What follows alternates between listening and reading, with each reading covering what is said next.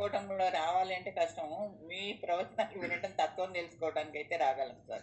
తప్పకుండా మీరు తత్వం తెలుసుకోండి. అదే చెప్తున్నారు తత్వం సార్, అదే తెలుసుకోండి. చెప్తున్నారు. తత్వం తెలుసుకోండి. జనరల్గా ఏదైనా కూడా ఇప్పుడు పారాయణం అనేది ఇంకా అది వారి వారి ప్రత్యేక శ్రద్ధ అంతే. ఇప్పుడు నారాయణీయం అంటే ఏంటి? భాగవతం మనం ఆల్రెడీ తెలుసుకున్నాం. అయితే నారాయణీయంలో ఏంటి? ఒక మహాభక్తుడు, ఇప్పుడు భక్తుడు పలికితే భక్తుడు ఏదైతే విన్నవిస్తాడో అది దేవుడికి కనెక్ట్ అవుతుంది అని మనము నిన్న మొన్న అన్నిసార్లు కూడా తెలుసుకున్నాం కదా. ఏమని తెలుసుకున్నాము? ఏ విధంగానైతే మనం ప్రకృతి శక్తులతో గనక కలిసి వెళ్తే ఆ ప్రకృతి శక్తులు మన కోరిక తీరడానికి సహాయం చేస్తాయి. సో ఈయన ఏం చేశాడు? విశ్వ చైతన్యానికి ఏదైతే అవసరమో దానికి సంబంధించినవన్నీ తన వైపు శ్రద్ధ పెట్టి ఆ భక్తితోటి చేశాడు. భక్తి అంటే ప్రేమ. ఎగైన్ ప్రకృతి శక్తులన్నింటినీ ఆయన పూజిస్తూ దేవుడికి చెప్పాడు, నువ్వు ఈ స్వరూపుడవి, నువ్వు ఆ స్వరూపుడవి, నువ్వు ఇలా ఉన్నావు, నువ్వు అలా ఉన్నావు అనుకుంటూ ప్రకృతి శక్తులు మొత్తము ఏకమై ఆయనకు ముందు కోరికలతో ప్రారంభించాడు. ఆయన మనలాగానే కోరికలతో ప్రారంభించాడు. కోరికలు అంటే ఏంటి? ఇది కావాలి, నాకు అది కావాలి, నాకు దేవుడా ప్రతి దశకం తర్వాత నా ఆరోగ్యం కాపాడు. ఇన్ని చేసిన వాడికి ఒక ఆరోగ్యము కాపాడడం కష్టమా? ఇన్ని చేసిన వాడికి ఒక ఆరోగ్యం కాపాడడం కష్టమా అనుకుంటూ చివరికి నన్ను బంధాలలోంచి విడదీయి అని చెప్పేసి చెప్తారు. సో అంటే ఒక మనిషి లోపల కోరికలతో ప్రారంభించిన తర్వాత పరిణతి రావాలి అని చెప్పి తెలియజేసేది నారాయణీయం అనమాట. అది ఓకే. ఇక మీరు నేర్చుకోవడమో లేదు, అది ఇక మీ పర్సనల్ చాయిస్. ఎందుకంటే ఏదైనా సరే నేర్చుకున్నప్పుడు ఏమవుతుందంటే మనము చేసే సాధన, దానికి సంబంధించిన ఆలోచనలు మనకు రావాలి. ఇప్పుడు అలా చూసుకుంటే భాగవతంలో 18,000 శ్లోకాలు ఉన్నాయి. అన్ని బట్టి కొట్టగలమా? కొట్టలేము. అదేవిధంగా నారాయణ పారాయణయము కంపల్సరీ కాదు. కాకపోతే అందులో ఉన్నటువంటి భావాన్ని తెలుసుకుని అంటే నారాయణీయం నాకు తెలిసి కూడా అందరూ బట్టి కొడతారని నేనేం అనుకోను. ఆ 1000 శ్లోకాలను బట్టి కొడతారని నేను అనుకోను. చూసుకుని రాగయుక్తంగా ఛందస్సులు మెయిన్. మనకు నారాయణీయంకి మిగతా అన్ని గ్రంథాలకు తేడా ఏంటంటే నారాయణీయంలో ఉపయోగించినన్ని ఛందస్సులు, వృత్తాలు ఏవైతే ఉంటాయో ఒక్కొక్క ఛందస్సుని మళ్ళీ వృత్తాలుగా కూడా విభజిస్తారు. చిన్న చిన్న తేడాలతోటి వృత్తాలు ఉంటాయి అన్నమాట. ఒకే ఛందస్సు, ఒకే నంబర్ ఆఫ్ లెటర్స్, కానీ చిన్న చిన్న వృత్తాలుగా తీసుకొస్తారు. ఆ వృత్తాలతో ఏమవుతుందంటే దాంట్లో మరింత అందంగా రావడానికి ఉంటుందన్నమాట. అలా ఈయన 28 వృత్తాలని వాడాడు. It is not easy. ఏ వేదాలలో వాటిల్లో కూడా అంత వాదన లేదు. మిగతా వాటిల్లో కూడా ఎన్నో గ్రంథాలు ఉన్నాయి, కానీ ఇంత సంస్కృత జ్ఞానం ఉన్న వ్యక్తి ఎవరు లేరు. సో కాబట్టి ఆయన ఏం చేశాడంటే తన శక్తి మొత్తం కేటాయించేసి, తన జ్ఞానం అంతా కూడా కేటాయించి భగవంతుడికి దగ్గర అవ్వాలనుకో. అందువల్ల ఇది పాపులర్ అయింది. ఎందుకంటే అందులోపల మీరు చూసినట్టయితే 3 పాపులర్ ట్యూన్స్ ఉంటాయి. మీ అందరికీ నేను రేపు ఎలాగో మేడం చెప్తారు. 3 పాపులర్ ట్యూన్స్ ఉంటాయి, కానీ అందులోపల ఆ వృత్తాలన్నింటినీ ఆ పాపులర్ ట్యూన్స్లోకి ఎట్లా ఫిట్ చేయాలనేది ఇది. సో అది అంటే మీరు అవన్నీ నేర్చుకొని బట్టి కొట్టి అది ఈ జీవితం సరిపోదు. అన్ని బట్టి కొట్టుకుంటూ పోతే జీవితం సరిపోదు. కాకపోతే నేర్చుకుని దాని అర్థాన్ని తెలుసుకుంటూ ఉంటే అది ఇంకా కాస్త మనకు అందంగా కనిపించడం అనేది సహజం. కాబట్టి అది వ్యక్తిగత నిర్ణయము అనేది నా పర్సనల్ చాయిస్. విని అర్థం చేసుకుందాం కానీ పారాయణకి వెళ్ళాలి, పారాయణ కంపల్సరీ అనేది అని అంటే ఉండదండి. పారాయణం దేనికి కంపల్సరీ ఉండదు. మనకు నిజం చెప్పాలంటే ఒకటే గుర్తుంచుకోండి, లలితా సహస్రనామం, విష్ణు సహస్రనామము, భగవద్గీత 12వ అధ్యాయం 15వ అధ్యాయం తప్ప ఈ ప్రపంచంలో మనం పారాయణం చేయవలసిన అవసరం దేనికి లేదు. అది that is a sure shot. Bhagavad Gita 12, 15 ఎందుకంటే చిన్న శ్లోకాలు మొత్తం మన జీవితం మొత్తాన్ని నిర్ణయిస్తాయి.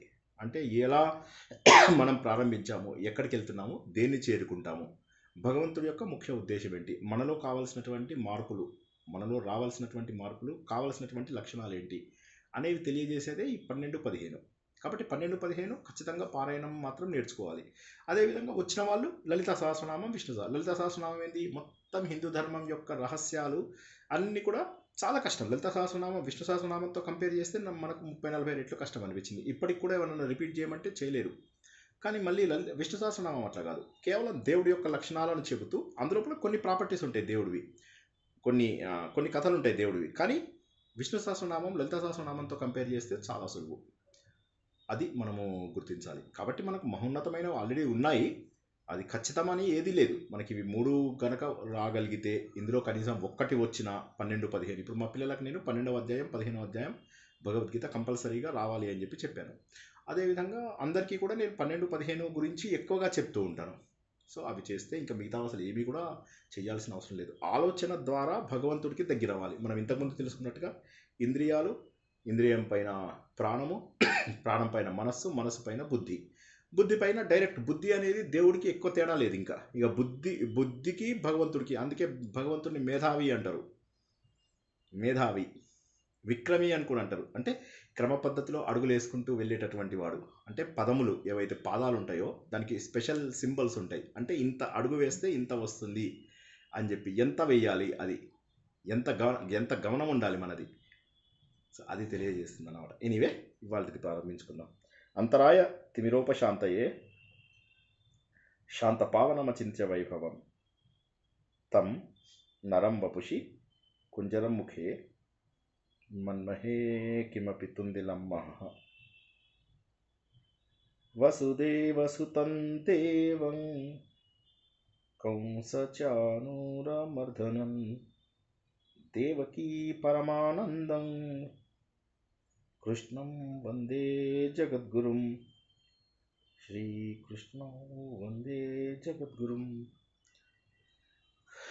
భగవద్బంధువులకు, ఆత్మస్వరూపులకు, సత్యాన్వేషులకు స్వాగతం, సుస్వాగతం. భగవంతుడు మనకేం కావాలి ముందు ఒకసారి ఆలోచిద్దాం. దైవ దర్శనమా లేక దైవం యొక్క అనుభవమా? దైవ దర్శనం కావాలి అంటే ఏం లేదు, ఏదో ఒక ఆలయానికి వెళ్ళడం, భగవంతుడిని ఈ రూపంలో మనము దర్శించడం, అంతవరకు చేస్తే దాన్ని మనము దైవ దర్శనంగా అనుకోవచ్చు. అయితే దైవం యొక్క అనుభవం అనేది ఏదైతే ఉందో, ఈ అనుభవం అనేది ఒకసారి వస్తే ఈ జీవితంలో మార్పు వచ్చేస్తుంది మనకు. దర్శనము ఎన్నిసార్లు చేసుకున్నా కూడా మనకు ఆ సమయంలో వచ్చేటటువంటి ఆనందం, తృప్తి మళ్ళీ కొద్దిసేపటికి అది వెళ్ళిపోతుంది. దీన్నే మనము ఉపదేశ సారం లోపల మనోలయం అని, మనోనాశనం అని చెప్పేసి రెండు విధాలుగా నేర్చుకున్నాం. మనోలయం అనేది ఏంటంటే దర్శనం. అర్థం కాని వాళ్ళు ఎక్కడ పడితే అక్కడ విచ్చలవిడిగా ఆపేసేయండి. దైవ దర్శనం అంటే మనోలయం. అదేవిధంగా మనకేదైతే దైవం యొక్క అనుభవం జరుగుతుందో, దేవుణ్ణి కనుక మనం అనుభవపూర్వకంగా తెలుసుకుంటామో, ఆ దైవానుభవాన్ని మనం ఏమంటామంటే మనోనాశనం అంటాం. కాబట్టి మనం అన్ని ప్రవచనాలలో ఒకే విషయాన్ని తెలుసుకుంటున్నాం. అయితే దైవ దర్శనం, ఇప్పుడు నేను ధ్యానం చేస్తుంటే ఎలాంటి వాడికైనా, అంటే I'm talking about completely inexperienced people, ఎవరికి ఏ అనుభవం లేని వారైనా సరే కొద్దిసేపు కాస్త కష్టపడి ధ్యానం కనుక చేయగలిగితే, ఒక గంట సేపు ధ్యానం చేయగలిగితే వాళ్ళకు కొన్ని క్షణాల పాటు ఒక రకమైనటువంటి అనుభవం అనిపిస్తుంది. ఆ అనుభవం ఏంటంటే నిద్ర కాదు, నిద్ర వేరు. మళ్ళీ నిద్ర అనేదాన్ని లయం అంటారు. అది తపస్సు కాదు, తమస్సు అంటే అంధకారం, అజ్ఞానం. అయితే ఇక్కడ మనం మాట్లాడుకుంటున్నది ఏంటంటే భగవంతుడి యొక్క దర్శనం. అంటే ఒక జలకివ్వడం అంటారు కదా, అలా ప్రతి ఒక్కరికి కూడా ఖచ్చితంగా జరుగుతుంది. ఒక గంట కూర్చుంటే అనుభవం ఉన్న వాళ్ళకు 15 నిమిషాల్లో ఆ స్థాయికి వెళ్ళగలరు. అయితే మనోనాశనం అనేటటువంటిది ఏదైతే ఉన్నదో వాళ్ళకి ఏంటంటే భగవంతుడిని అన్ని చోట్ల కూడా చూడగలుగుతారు, భగవంతుడిని ప్రతి చోట కూడా దర్శించగలుగుతారు. ఇదే మనము విష్ణు సహస్రనామంలో చాలా డీటెయిల్గా తెలుసుకుంటున్నాం. మనోలయము, మనోనాశనం అని ఏవైతే టెంపరరీ అండ్ పర్మనెంట్, అశాశ్వతము, శాశ్వతము అనేటటువంటి రెండు విషయాలను మనము అన్ని చోట్ల తెలుసుకుంటున్నాము. ఉదాహరణకి నేను మా గురువుగారు కొన్ని ఉదాహరణలు చెప్పారు, అవి తెలుసుకుందాం. ఏంటి ఆయన ఏమన్నాడు? పికాసోని చూడాలని అనుకుంటారా, లేకపోతే పికాసో చిత్రాల ద్వారా ఆయనను గుర్తించాలనుకుంటారా? పెయింటింగ్స్ ఉన్నాయి, గొప్ప పెయింటింగ్స్ ఉన్నాయి. ఆ పెయింటింగ్స్ని చూశాక ఓహోహోహో ఈ పెయింటింగ్స్ వేసిన వాడు ఎంత మహాత్ముడు, పెయింటింగ్స్లో ఆయనను చూసుకుంటూ ఉంటాం. పెయింటింగ్స్లో ఆయనను మనం చూసుకుంటాం. ఆ పెయింటింగ్స్ని ఇష్టపడడం వల్ల ఆ వ్యక్తి మనకి ఇష్టపడతాడు. అదేవిధంగా ఒక కంసాలివాడు కాదు, ఆ కంసాలవాడి పని, ఆ పనితనం ఏదైతే ఉందో ఆ పనితనాన్ని మనం చూసి కంసాలవాడిని ఇష్టపడతాము. అదేవిధంగా ఒక వ్యక్తి యొక్క లక్షణాలను చూసి ఆ వ్యక్తిని మనం ఇష్టపడతాం. అంటే ముందుగా చూసినప్పుడు ఆ వ్యక్తి యొక్క రూపం మనకు నచ్చవచ్చు, కానీ ఒక వ్యక్తి యొక్క లక్షణాలు మనని వారికి చాలా దగ్గర చేస్తాయి. మా కాలేజ్ లోపల ఒక ప్రేమ వివాహం జరిగింది. అందులోపల అసలు అమ్మాయి అస్సలు బాగుండదు, అబ్బాయి ఏమో అసలు సూపర్ హీరోలాగా ఉంటాడు. ఇద్దరివి కులాలు డిఫరెంట్, ఇద్దరి యొక్క ఇవి అన్నీ డిఫరెంట్ వాళ్ళవి. అతను ఫస్ట్ ఇయర్ నుంచి ఆ అమ్మాయికి ప్రయత్నం చేస్తూ ఉంటే అమ్మాయి చివరికి 4వ సంవత్సరంలో ఒప్పుకుంది. ఇద్దరిని పక్కన పెడితే ఈయననేమో ఒక సూపర్ స్టార్ లాగా ఉంటాడు, ఆవిడనేమో చాలా యావరేజ్గా బిలో యావరేజ్లో ఉంటుంది. కానీ అక్కడ లక్షణాలు తర్వాత మళ్ళీ మేము కడిగినప్పుడు ఏం చూసి ఆమెను ప్రేమించవు, నువ్వు కావాలంటే మేము ఎదురు డబ్బులు ఇచ్చినా మేము ప్రేమించాం కదా అని అంటే ఆయన అన్నాడు, ఆ సెన్సిటివిటీ ఏదైతే ఉందో అది నాకు నచ్చింది, లక్షణాలు మీరు చూడనటువంటి ఆ గొప్ప లక్షణాలను నేను చూశాను అని అంటాడు. అదేవిధంగా మనం ఏంటంటే ఏ వ్యక్తినైనా మనము ఇష్టపడుతున్నాము, ప్రేమిస్తున్నాము అని అనుకున్నప్పుడు కూడా ఏమవుతుందంటే ఆ లక్షణాలను చూసే ఇష్టపడతాం, కానీ రూపాన్ని చూసే ఇష్టపడేటటువంటిది లయము. కానీ వారి స్వరూప ఇవన్నీ రకాల వాళ్ళు ఎన్ని విధాలుగా వాళ్ళ లక్షణాలు ఉన్నాయో ఆ లక్షణాలన్నింటినీ గుర్తించి దాన్ని మనము శాశ్వతంగా ఇష్టపడడం జరుగుతుంది.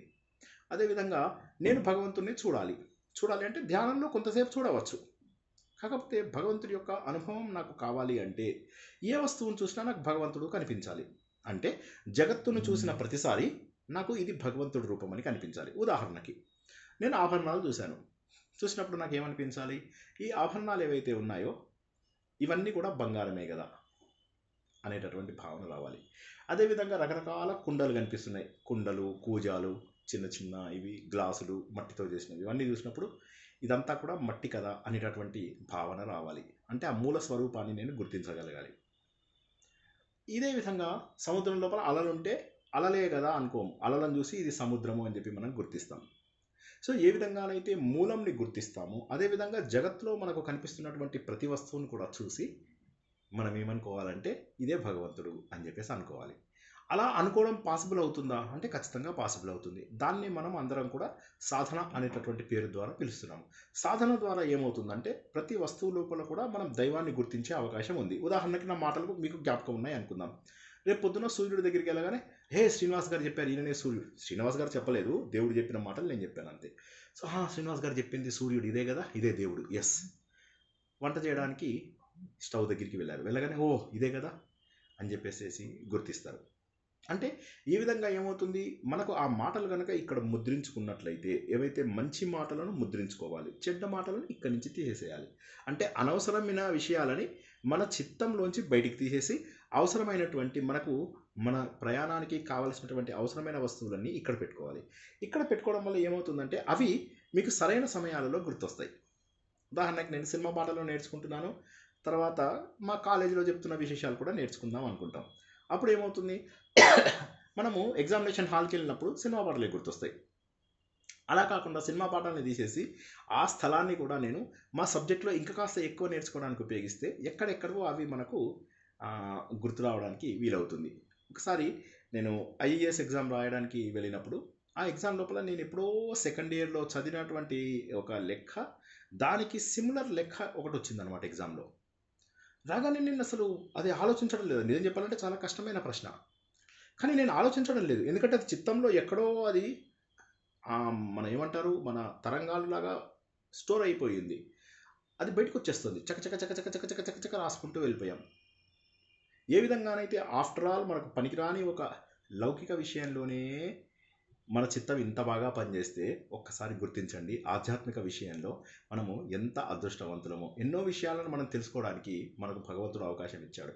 అందులో లక్కీగా వేదవ్యాసుడు ఇవన్నీ రాయడం మనందరికీ అందించడం ద్వారా మనం ఎన్నో గొప్ప విషయాలని చాలా సంతోషంగా తెలుసుకోవడానికి, అందులో శ్రద్ధ పెట్టి తెలుసుకోవడానికి వీలవుతుంది. కాబట్టి ఏంటంటే మనం ఎంతసేపు కూడా మన మేధస్సుని పెంచగలిగేటటువంటి వాటిని గుర్తించాలి. ఎందుకంటే మేధస్సు తర్వాత స్థాయిగా భగవంతుడు మేధావి అనుకున్నాం. భగవంతుడు ఈ ప్రపంచం మొత్తాన్ని తనలో గ్రహించి తన లోపల ఉంచుకున్నాడు, హిరణ్య గర్భుడు అని చెప్పి తెలుసుకున్నాం. మనందరికీ కూడా భగవంతుడు ప్రజాపతి రూపంలో ఉన్నాడు అని, అందరికంటే వృద్ధుడు, అందరికంటే కూడా పెద్దవాడు, జ్యేష్ఠుడు, శ్రేష్ఠుడు, మనందరికీ ప్రాణ రూపంలో ఉన్నాడు. ప్రాణాపాన వ్యాన ఉదార సమాన నాగకూర్మ కృకల ధనుంజయ దేవదత్త అనే 10 రూపాలలో మన శరీరం మొత్తం లోపల వాయువుగా వ్యాపిస్తూ ఈ ప్రపంచం మొత్తాన్ని కూడా శాసించగలిగేటటువంటి ఒక వ్యక్తి. ఇంత పెద్ద ప్రపంచం ఎన్నోసార్లు తెలుసుకున్నాం. ఈ ప్రపంచంలో మనలాంటి గ్రహాలు ఒక్క మన గెలాక్సీలోనే 200 కోట్లు ఉన్నాయి. ఇక అలాంటిది ఇన్ని వందల వేల లక్షల గెలాక్సీలలో,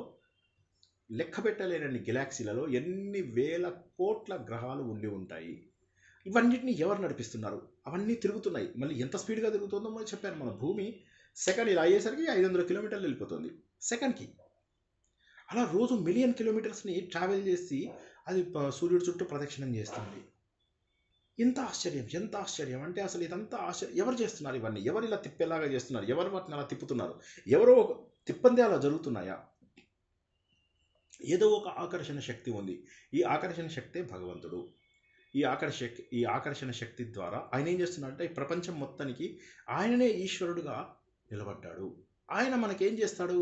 ఆయన ఈ భూమి మొత్తాన్ని తన కడుపులో పెట్టుకున్నాడు. అంటే తను మాత్రమే బంధించాడు. అంటే మన అందరికీ కూడా పుట్టినిల్లు ఏంటి అంటే భగవంతుడే. ఎవరయ్యా మీ పుట్టినిల్లు ఎక్కడ అంటే హైదరాబాద్ కాదు, భగవంతుడి హృదయము, భగవంతుడి కడుపు. సో ఈ ప్రపంచం అంతటికీ కూడా మనం ఉన్నటువంటి ప్రపంచానికి మన అవగాహన ఎలా ఉండాలి అంటే భగవంతుడి కడుపు లోపల మనం ఉన్నాము. మొదటి నుంచి తెలుసుకుంటూ వస్తున్నాం. టైం, స్పేస్ అండ్ మెటీరియల్తోని భగవంతుడు ఇచ్ఛాశక్తి, క్రియాశక్తి, జ్ఞానశక్తి అనేటటువంటి మూడిటి ద్వారా విష్ణు సహస్రనామంలో మనము ఇవన్నీ చేసినటువంటి భగవంతుడే సృష్టి స్థితి లయకారుడు. ప్రాణదహ అనేటటువంటి దాంట్లో మనం తెలుసుకున్నాం. ఆయన ప్రాణాన్ని ఇస్తాడు, ప్రాణాన్ని తీస్తాడు అని చెప్పేసి కూడా తెలుసుకున్నాం. కాబట్టి ఆయన ఈ ప్రపంచం మొత్తానికి కూడా పోషిస్తుడు, సృష్టి స్థితి లయగా ఉన్నటువంటి వాడు ఆ భగవానుడు అని మనం ఇలా భగవంతుడి లక్షణాలన్నింటినీ తెలుసుకుంటూ తర్వాత పదం ఏంటంటే మాధవుడు అని వచ్చింది.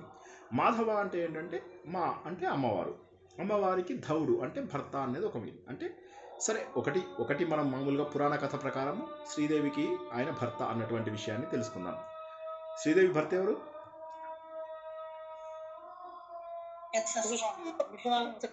ఆ? కాదు, బోని కపూర్. మర్చిపోయారు అందరూ.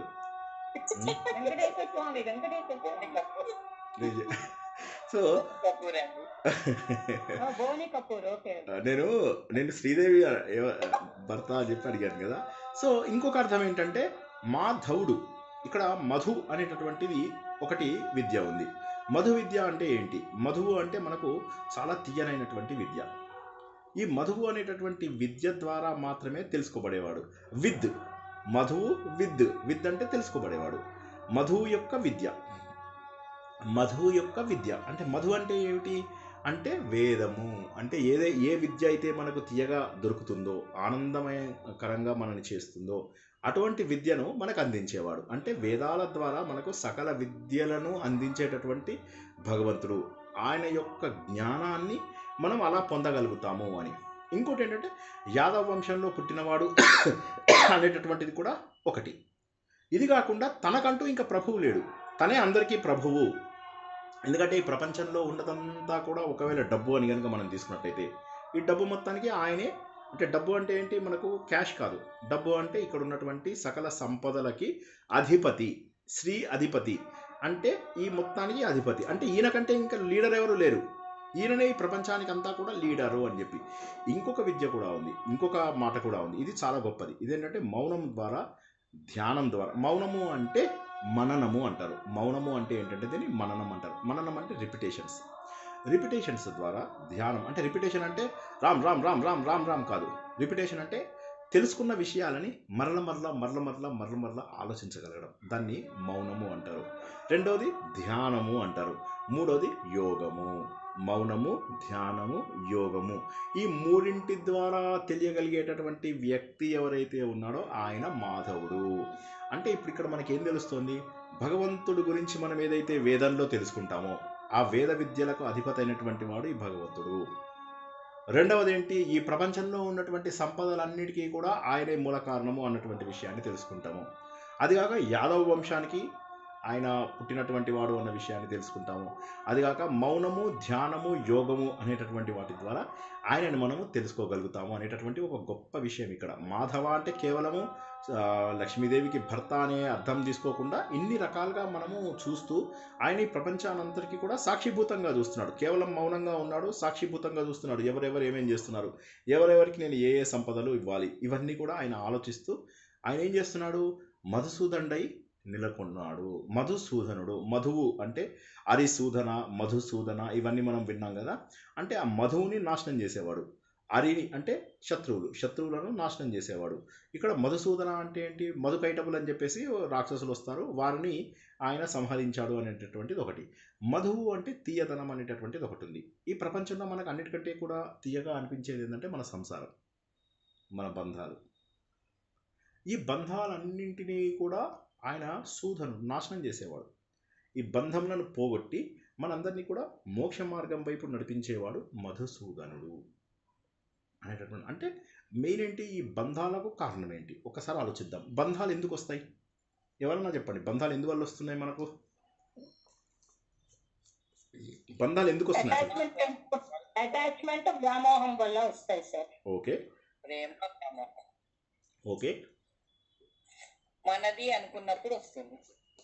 కరెక్ట్. మనం పుట్టుకతోనే బంధాలతో పుట్టాము సార్. ఒక్క నిమిషం. నాది నాది కాదు కాదు అన్నది కాదు కాదు మాధవి గారు మాధవి గారు చెప్పారు. లక్ష్మి గారు చెప్పండి. బంధాలు అంటే ఎక్కువ కాలం ఒక చోట ఒక మనుషులతో ఏర్పాటు చేసుకుంటే అది వదిలిపెట్టడం కష్టం. Correct correct. మాధవి గారు ఒక మాట చెప్పారు. మాధవి గారు మళ్ళీ చెప్పండి. మనం పుట్టుకతోనే బంధాలతో పుడతాము. అది కరెక్ట్. ప్రారంభం వల్ల కూడా వస్తాయి. Yes. పశుపత్ని సుఖాలయ అంటారు. అది ఇంకా నన్ను చెప్పనీయట్లేదు, అందరూ మీరే చెప్పేస్తున్నారు. ఇంకా నేను ఎందుకు ఇక అన్ని కరెక్ట్గా చెప్తున్నాను, అన్ని కరెక్ట్. సో రుణానుబంధ రూపేణ పశుపత్ని సుతాలయ. అంటే ఇప్పుడు ఒక ఉండడు కదా సార్, ఇక్కడ బంధం ఏర్పడకూడదని అన్ని ఒక్కొక్క చెప్పండి. నిమిషంలో ఒక మూవ్ అయిపోతూ ఉంటారు కదా. కరెక్ట్ ఇప్పుడు కరెక్ట్ సంసారాలన్నీ అలా వచ్చేస్తాయి కదా, టైంతో పాటు మనకి బంధం ఏర్పడిపోతుంది. Correct correct. సో ఇప్పుడు ఇక్కడ ఏం తెలుసుకుంటున్నాము, బంధములు అనేటటువంటివి ఏవైతే ఉన్నాయో ఈ బంధములకు కారణం ఏంటంటే రుణములు. ఈ రుణములు ఉండడం వల్ల ఏమవుతుందంటే ఆ రుణములు తీర్చుకోవడానికి మరో బంధం. ఇప్పుడు మీ ఇంటి పక్కన ఎవరో వ్యక్తి ఉన్నాడు, ఆయనకి మీరు ఏదో రుణం డబ్బు మీరు తీసుకున్నారు, మీరు డబ్బు తీర్చలేదు, వాడు అడగట్లేదు, మీరు తీర్చటం లేదు. ఈ విధంగా ఏమైందంటే ఇద్దరి మధ్య లోపల ఒక రకమైనటువంటి రుణం ఉంది. అందుకే నేను చాలాసార్లు చెప్తుంటాను, మీకు గుర్తుందా, ఎవరి దగ్గర డబ్బు తీసుకోకండి. మీకు గౌరవిస్తే ఒక పెన్ను తీసుకోండి, ఒక చిన్న శాల్వా తీసుకోండి, ఒక చిన్న పుస్తకం తీసుకోండి, ఏదో దేవుడి పుస్తకమో ఏదో నోట్బుక్ రాసుకోవడానికో తీసుకోండి, ఇంకేమీ తీసుకోకండి. ఎందుకోసం అంటే రుణపడిపోతారు. ఈ రుణపడ్డారంటే ఆ రుణం తీర్చుకోవడానికి మళ్ళీ ఎప్పుడో ఒకసారి మీరు జన్మను ఎత్తవలసి వస్తుంది. ఇక్కడ మనం మధుసూదన అనేటటువంటి ఒక గొప్ప పదము, ఒక గొప్ప నామం ఏదైతే ఉందో ఈ నామంలో మనం ఏం తెలుసుకుంటున్నామంటే అనవసరంగా మనం తెలిసి తెలియక చేసినటువంటి రుణములు. ఏమైతుందిలే ఒకరి దగ్గర ఒక టీ తాగాము అంటే మళ్ళీ వాడికి మనం టీ తాగించేదాకా ఆ రుణం పోదు. సార్ మీరు చాలా ఘోరంగా మాట్లాడుతున్నారు సార్, 5 రూపాయల 10 రూపాయల టీ కోసమా సార్ అని. అదే మరి రుణానుబంధ రూపేణ పశుపత్ని సుతాలయ అని అనేది. ఎందుకంటే ఇలా రుణములు ఎక్కువైతూ ఉన్నాయనుకోండి, ఒక్కొక్కసారి ఏమవుతుందంటే మనం ఒక దుకాణంకి వెళ్తాం. ఒక దుకాణంకి వెళ్ళినప్పుడు వాడు మనకు 10 రూపాయల వస్తువును 50 రూపాయలు చెప్తాడు. మనం అప్పుడు అర్జెంట్ అయిపోయి కొనుక్కోవాల్సి వస్తుంది.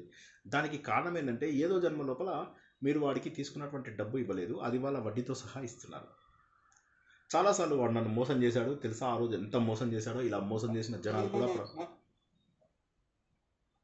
సార్ ఈ స్వామీజీల ద్వారా మోసపోవడం కూడా అదే కదా సార్, ఆ రుణాలు బంధమే అంటారా? రుణమేనా? అవ్వచ్చు. ఒకటి 2 రకాలు మనుషులకు మాత్రమే ఉన్నాయి. ఒకటేమో ప్రారంభం అవ్వచ్చు, ఇంకోటేమో కొత్త రుణం తయారు చేసుకుంటుండొచ్చు. రెండు కూడా అవ్వచ్చు. అంటే మనం తెలియక వాళ్ళ మోహంలో పడిపోయి వాళ్ళు ఎంత అడిగితే అంత ఇచ్చేసి మోసపోతాం. అప్పుడు కళ్ళు తెరుచుకుంటాం, అయ్యో ఇది మనం మోసపోయాం అంటే. సో మేబీ అది ఏదో కార్మిక్ అకౌంట్, అది మీరు అన్నట్టు రుణం ఏదో తీర్చుకోవడమేమో. అంటే దేవుడి పేరుతోని మనం ఇద్దాం అనుకున్నది ఇవ్వలేదు, ఈ ద్వారా ఇస్తున్నాం మనం, మరి వాటెవర్. అది కూడా ఒకటి అవ్వచ్చు, అది ఒక కారణం అవ్వచ్చు. కానీ ఇంకోటి కూడా అవ్వచ్చు, ఏంటంటే భగవంతుడు మనుషులకు మాత్రమే ఇచ్చిన సంకల్పం. ఆ సంకల్పం వల్ల ఏమవుతుంది, మనం కొత్త పాపాలు కొత్త పుణ్యాలు చేయొచ్చు. ఇప్పుడు పశువులకి ఉండదు చూడండి, ఇప్పుడు మీరు చెప్పిన దాంట్లో పశువులకు ఏమన్నా ఉంటుందా? పశువులకు మాత్రం కేవలం కార్మిక్ అకౌంట్ మాత్రమే, that's the only thing that exists.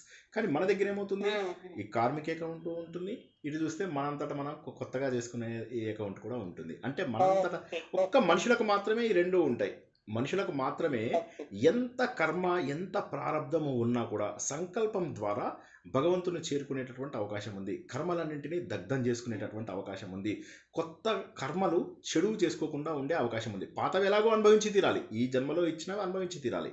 కానీ అనుభవించినా కూడా అవి తట్టుకోగలిగే శక్తిని భగవంతుడు ఇస్తాడు. నేను ఇంతకుముందు కూడా చాలాసార్లు చెప్పింది ఏంటంటే ప్రకృతి శక్తులకు అనుగుణంగా మనం వెళ్ళినట్లయితే, గుర్తుంచుకోండి, విష్ణు సహస్రనామం చదివినా, ఉపదేశ సారం చదివినా, భగవద్గీత చదివినా, ఏదైనా సరే ప్రకృతి శక్తులకు అనుగుణంగా గనక మనము మన ప్రయాణాన్ని కొనసాగించినట్లయితే, మళ్ళొకసారి వినండి, ప్రకృతి శక్తులకు అనుగుణంగా గనక మన ప్రయాణాన్ని కొనసాగించినట్లయితే ప్రకృతి శక్తులు అన్నీ కూడా కూడబలుక్కుని మనకు కావలసినటువంటి పనిని చేసి పెడతాయి. ఎందుకోసం అంటే మీరు గాలికి ఎదురీదారనుకోండి, మీరు శక్తిని ఎక్కువ కోల్పోవాల్సి వస్తుంది. అదే గాలి వెళ్తున్న దిశలో వెళ్ళారనుకోండి ఎంత బాగుంటుంది. కాబట్టి ఎదురీత కాదు, భగవంతుడు ఇచ్చినటువంటి వాటిని ధైర్యంగా యాక్సెప్ట్ చేసుకుంటూ వెళ్ళిపోవాలి. ఒకసారి ఏమవుతుందంటే ముగ్గురు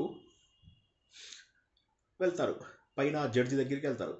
ఇలాగానే జడ్జి చూస్తాడు, ఫస్ట్ వాడికి అంటాడు, ముగ్గురు ఒకే టైప్ మనుషులు. మొదటి వాడిని అంటాడు, నువ్వు ఒక 1 డే నరకంలో ఉండు, ఇక మిగతా లైఫ్ అంతా స్వర్గంలో ఉండు అంటాడు. రెండో వాడిని చూసి నువ్వు ఒక 10 days నరకంలో ఉండు, తర్వాత మొత్తం ఇక స్వర్గంలో ఉండు అంటాడు. అప్పుడు మూడో వాడు వస్తాడనమాట. మూడో వాడిని అంటాడు, నువ్వు ఒకరోజు స్వర్గంలో ఉండు, ఇక లైఫ్ అంతా నరకంలో ఉండు అంటాడు. వీడు షాక్ అయిపోతాడు. తనకు 10 రోజుల బదులు 20 రోజులు నరకం అనుకుంటాడు. కానీ వాడేంటి, లైఫ్ అంతా నువ్వు నరకంలోనే ఉండి ఇంకా ఎన్నాళ్ళు ఉంటే అన్నాళ్ళు నరకంలోనే ఉండు, 10 days స్వర్గంలో ఉండు అనగానే వీడి కోపం వస్తుంది. వాళ్ళు నేను సేమ్ ఒకే రకము, మా ముగ్గురికి అంతా ఇది, వాళ్ళు వేరే ప్రొఫెసర్స్, నేను ఇంగ్లీష్ ప్రొఫెసర్ని, ఆయన సైన్స్ ఫిజిక్స్ చెప్తుంటాడు. అట్లా కాదు, నాకు ఇంగ్లీషు హిస్టరీ బాగా వచ్చు అంటాడు. ఇంగ్లీష్ బాగా వచ్చు, నేను తర్వాత లింగ్విస్టిక్స్ అవి కూడా నేర్పించాను చాలా బాగా, భాషా శాస్త్రాలు అవి ఇవి కూడా అంటాడు. అనగానే అవునంటాడు. అనగానే సరే అని ఫస్ట్ వన్ అంటాడు. సరే అయితే మీ ముగ్గురికి నేను పరీక్ష పెడతాను, ఇప్పుడు నా జడ్జిమెంట్ తప్పన్నావు కాబట్టి పరీక్ష పెడతానని ఫస్ట్ వాడిని పిలుస్తాడు. అదే పిల్లి ఏమంటుందిరా అంటాడు. అంటే మియావ్ మియావ్ అంటాడు. దాన్ని ఇంగ్లీష్లో రాయి అంటాడు. వాడు ఎంఈఓడబ్ల్యూ అని చెప్పి రాస్తాడు. ఓకే, పక్కకి వెళ్ళిపోతాడు. రెండో వాడిని కుక్ ఏమంటుందిరా అంటాడు. అంటే వాడు భౌ అంటుంది. బిహెచ్ఓడబ్ల్యూ అని రాసి వెళ్ళిపోతాడు. వీడిని అడుగుతాడు, గుర్రం ఏమంటుందిరా అంటాడు. వీడు షాక్ అయిపోతాడు. గుర్రం ఏముంటుందో ఎలా చెప్పగలుగుతాడు, చెప్పినా రాయలేడు కదా. వాడంటే లేదు ఇక్కడ ఏదో చీటింగ్ అయింది, నాకు ఇష్టం లేదు, అట్లా కాదు, నాకు ఇంకేదన్నా ప్రశ్న అడగండి ఇంగ్లీష్ లోపల, మీరు ఇట్లా నన్ను కన్ఫ్యూజ్ చేస్తున్నారు, సౌండ్ అన్నందుకు కన్ఫ్యూజ్ చేస్తున్నారు అంటే, నువ్వు అడుగుతున్నావు కాబట్టి ఇక సెకండ్ ఛాన్స్ ఇస్తున్నానని చెప్పి మళ్ళీ ముగ్గురిని పిలుస్తాడు. పిలిచి ఫస్ట్ వన్ అంటాడు, చైనా స్పెల్లింగ్ ఏంటో అంటాడు. అంటే CHINA అంటాడు. వెరీ గుడ్ అని చెప్పి వాడిని పంపిస్తాడు. రెండో వాడిని ఇండియా స్పెల్లింగ్ ఏంటో అంటాడు. అంటే వాడు INDIE అంటాడు. వెరీ గుడ్ అంటాడు. వీడిని అంటాడు చెకోస్లోవేకియా స్పెల్లింగ్ రాయి అంటాడు. అనగానే వీడు షాక్ అయిపోతాడు. పాపం తప్పు రాస్తాడు. తప్పు రాయగానే ఏమవుతుంది, వీడు అంటాడు లేదు, ఇక చివరిది లాస్ట్ అస్త్రము, నాకు హిస్టరీ బాగా వచ్చు, సో హిస్టరీలో నన్ను ప్రశ్నలు వేయండి అని అడుగుతాడు దేవుడు అనేటటువంటి జడ్జిని. అప్పుడు దేవుడు మళ్ళీ ముగ్గురిని పిలుస్తాడు. పిలిచి మొదటి వాడిని అడుగుతాడు, మొదటి ప్రపంచ యుద్ధం ఎప్పుడు జరిగింది? 1700, 1800, 1900 తర్వాత జరిగింది అంటాడు. వాడు అంటాడు 1900 తర్వాత జరిగింది అంటాడు. ఓ వెరీ గుడ్ అని అంటాడు. రెండో వాడిని అడుగుతాడు, ఎంతమంది చచ్చిపోయి ఉండొచ్చు అని రెండో వాడిని అడుగుతాడు. 5 చనిపోయారా, లేకపోతే 10 మంది చనిపోయారా, లేకపోతే ఒక 1,00,000 మంది చనిపోయారా అంటాడు. అని వాడు అంటాడు 1,00,000 మంది చనిపోయారు అంటాడు. ఎందుకంటే యుద్ధంలో 5, 10 మంది ఎక్కడ చనిపోతారు. ఇక మూడో వాడిని అడుగుతాడు, ఆ 1,00,000 మందివి కొద్దిగా పేర్లు రాసేసేయి నువ్వు అని అంటాడు అనమాట. అనగానే అప్పుడు వీడికి అర్థమవుతుంది ఏంటంటే, నా తెలివితేటలు పనికిరావు, దేవుడు ఇచ్చినప్పుడు నోరు మూసుకుని తీసుకో, ఓకేనా. ఇప్పుడు ఈ కథ అర్థం కాని వాళ్ళు ఎవరన్నా ఉంటే ఒక్కసారి చెప్తారా? దేవుడు కూడా వాళ్ళని అడిగినట్టే ఈజీగా అడగొచ్చు కదండి. వాళ్ళ పేర్లు అడగకుండా ఎంతమంది చచ్చారని అనొచ్చు, ఇంకా ఎంతమంది బతుకున్నారని అడగొచ్చు కదా. చాలా చాలా అంటే ఒకళ్ళ క్వశ్చన్ పేపర్ అంత కష్టంగానే ఉంటుంది. అంతే. సో కాబట్టి అంటే అందరినీ వేరే వేరే క్వశ్చన్ పేపర్, మనకి ఇచ్చింది మనం తీసుకోవాలంతే. ఇంకా బాగా చెప్తున్నారు ఇంకా భగవంతుడు మనం ఏం కోరకూడదు, ఆయన ఇచ్చింది మనం ప్రేమతో సేకరించాలి, ఇదే నా ప్రారంభం. ఇందాకెవరో చేసిన వారికి చేసినంత అని ఎవరో అన్నారు. ఏంటి కావాలి, మనకి ఏమిటి ప్రాప్తం ఆయనకి తెలుసు, మనం ఏం డిజర్వ్ చేస్తామో అదే ఆయన ఇస్తాడు కనుక నోరు మూసుకొని యాక్సెప్ట్ చేయడమే. కరెక్ట్. సత్యలత గారు చేసుకున్న వారికి చేసుకున్నంత అని ఒక్క మాటలో తేల్చి పారేశారు. కరెక్ట్. సో మీరందరూ బాగా చెప్పారు. చాలా చక్కటి ఆలోచన ఉన్న వాళ్ళు, అర్థం కాని వాళ్ళు, చాలా కామ్గా ఉన్నవాళ్ళు, నిద్రపోయిన వాళ్ళు ఒక్కసారి నిద్ర లేచి ఎవరైనా జవాబు చెప్పగలరా దీనికి? లేవండి 8ంటికే పడుకుంటే ఏమైపోవాలి నేను మీ అందరి కోసం అని చెప్పి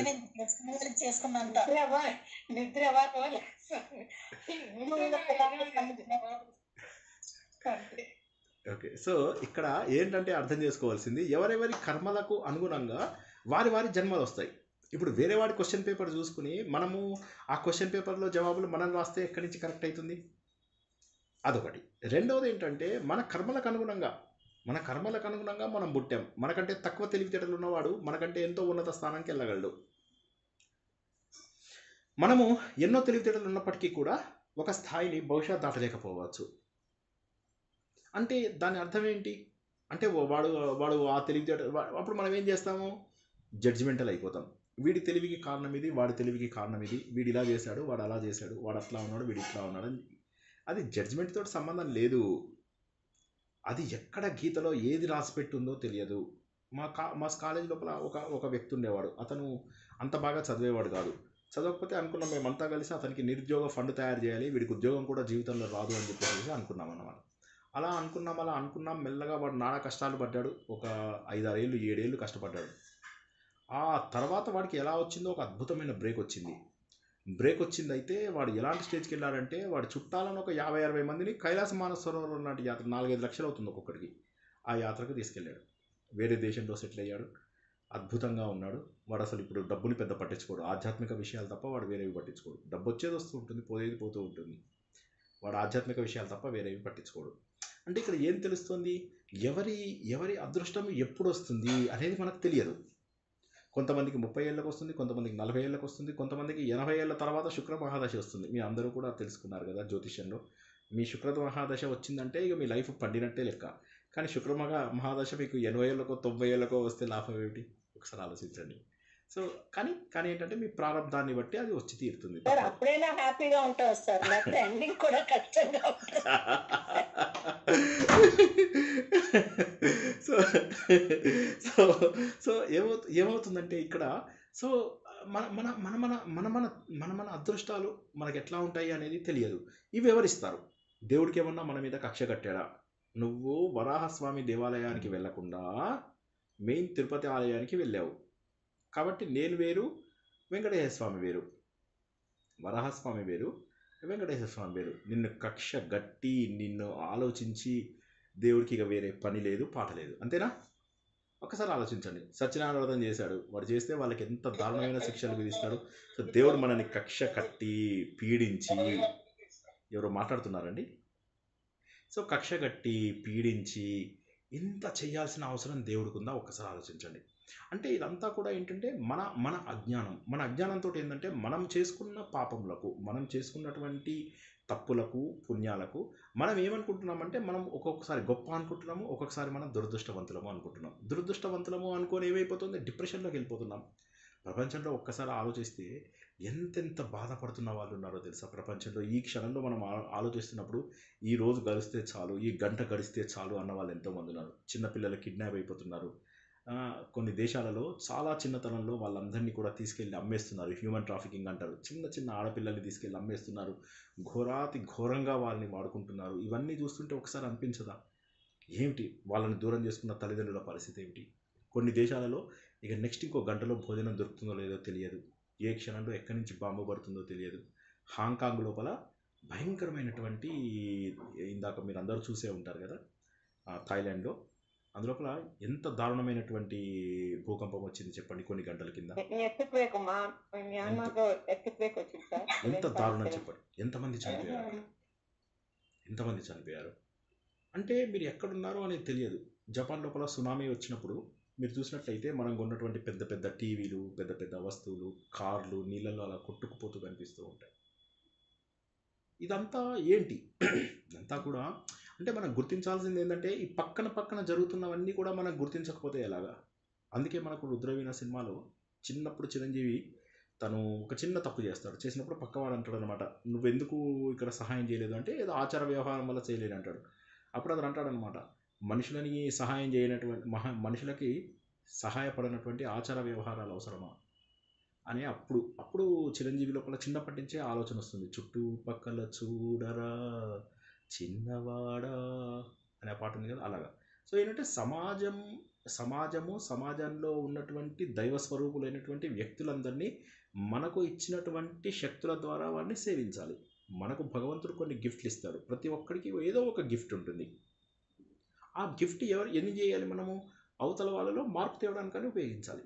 ఎన్ని రోజులని మనము స్వార్థంగా ఉంటాం, ఎన్ని రోజులు కోరిక కోరుకుంటాం. నేనున్నాను, కోట్లు సంపాదించాను, నా పిల్లల్ని పెంచాను. ఆఫ్టర్ ఆల్ పశువులు పెంచుతాయి పిల్లల్ని, గొప్ప ఏంటి? సో ఇక్కడ ఏంటంటే మనం పిల్లల్ని పెంచాలి, ఆ పిల్లలు మళ్ళీ మనల్ని చూసుకోవాలి, ఇలా జీవితాన్ని గడిపేయాలి అని ఆలోచిస్తున్నాం. కానీ ఒకసారి ఆలోచించినట్లయితే ఈ భగవంతుడు మానవ జన్మ ఇచ్చినందుకు మనం ఏం చేసుకున్నాం? మానవ జన్మ ఇచ్చి బుద్ధి చేసినందుకు బుద్ధిజీవిగా మనం ఏం చేస్తున్నాం? ఈ రెండవ భాగం ఏం చేస్తున్నాం? కర్మ ఇది అనుభవించాల్సిందే.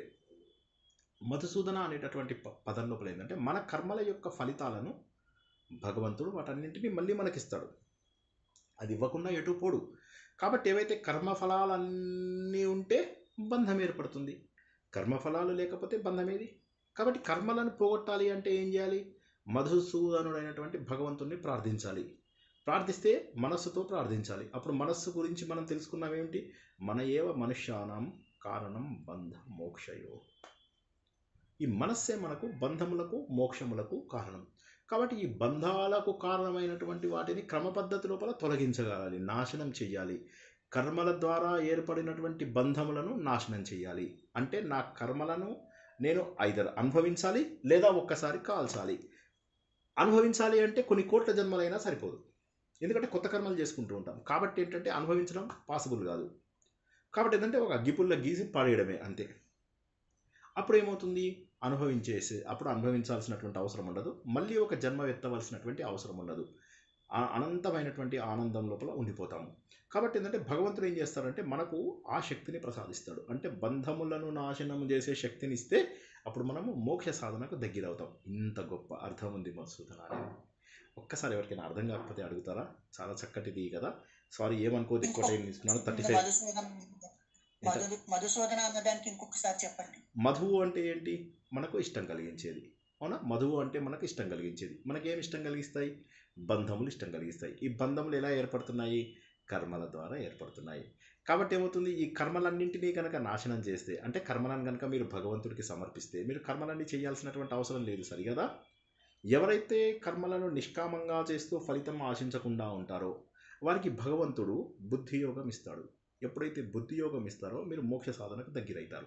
మనం ఇంతకుముందు చెప్పుకున్నట్టు 5 లేయర్స్లో మొదటి లేయరు అన్నమయ దేహం, ప్రాణమయ దేహం, మనోమయ దేహం, బుద్ధిమయ దేహం, ఆనందమయ దేహం. బుద్ధిమయ, ఆనందమయ పక్కపక్కనున్నాయి. భగవంతుడు బుద్ధి ఇచ్చాడు అంటే మనం ఇంకా ఆనందమయ కోశంలోకి వెళ్ళడం ఎక్కువ కష్టం కాదు. కాబట్టి మనము ఆలోచన ద్వారా మాత్రమే భగవంతుని చేరుకోగలుగుతాం. ఆలోచన ద్వారా ఎంత ఆనందం వేస్తుంది తెలుసా? ఒక్కొక్కసారి ఒక కొత్త విషయం తెలుసుకున్నప్పుడు గుండె ఇలా ఎగిరెగిరి పడుతుంది. ఎంత సంతోషం అనిపిస్తుందో. ఇప్పుడు జ్యోతిష్యం నేను అందరికీ చెప్పాను కానీ కొందరు మాత్రం అందులో నోట్స్ రాసి పంపించారు. నోట్స్ రాసి పంపించిన వాళ్ళలో కూడా నేను ఇది తప్పు అని చెప్తే మళ్ళీ వాళ్ళలో ఒకరు ట్రై చేసి కష్టపడి సార్ జవాబు దొరికింది అని చెప్పి నాకు సరైనటువంటిది పంపించారు. వారి గుండె ఎంత ఆనందంగా ఉండుండొచ్చు ఆ సమాధానం దొరికినప్పుడు. ఒకసారి ఆలోచించండి. సో ప్రయత్నం చేసినప్పుడు జ్ఞానం మనకు లభించడం సహజం. దీన్నే ఏమంటారంటే శ్రద్ధవాన్ లభతే జ్ఞానం అని భగవంతుడు ఉత్తగా అనలేదు. కాబట్టి అది కలిగిస్తాడు భగవంతుడు. అప్పుడేమవుతుంది? ఈ మధువుని సూదనం నాశనం చేసేవాడు. అరి సూదన అంటారు. అరి అంటే శత్రువులను నాశనం చేసేవాడు, అదే మధువుని నాశనం చేసేవాడు అని అర్థం అన్నమాట. ఇంకెవరు కూడా ఏమైనా ప్రశ్నలు ఉంటే అడగండి, తర్వాత నామం దగ్గరికి వెళ్దాం.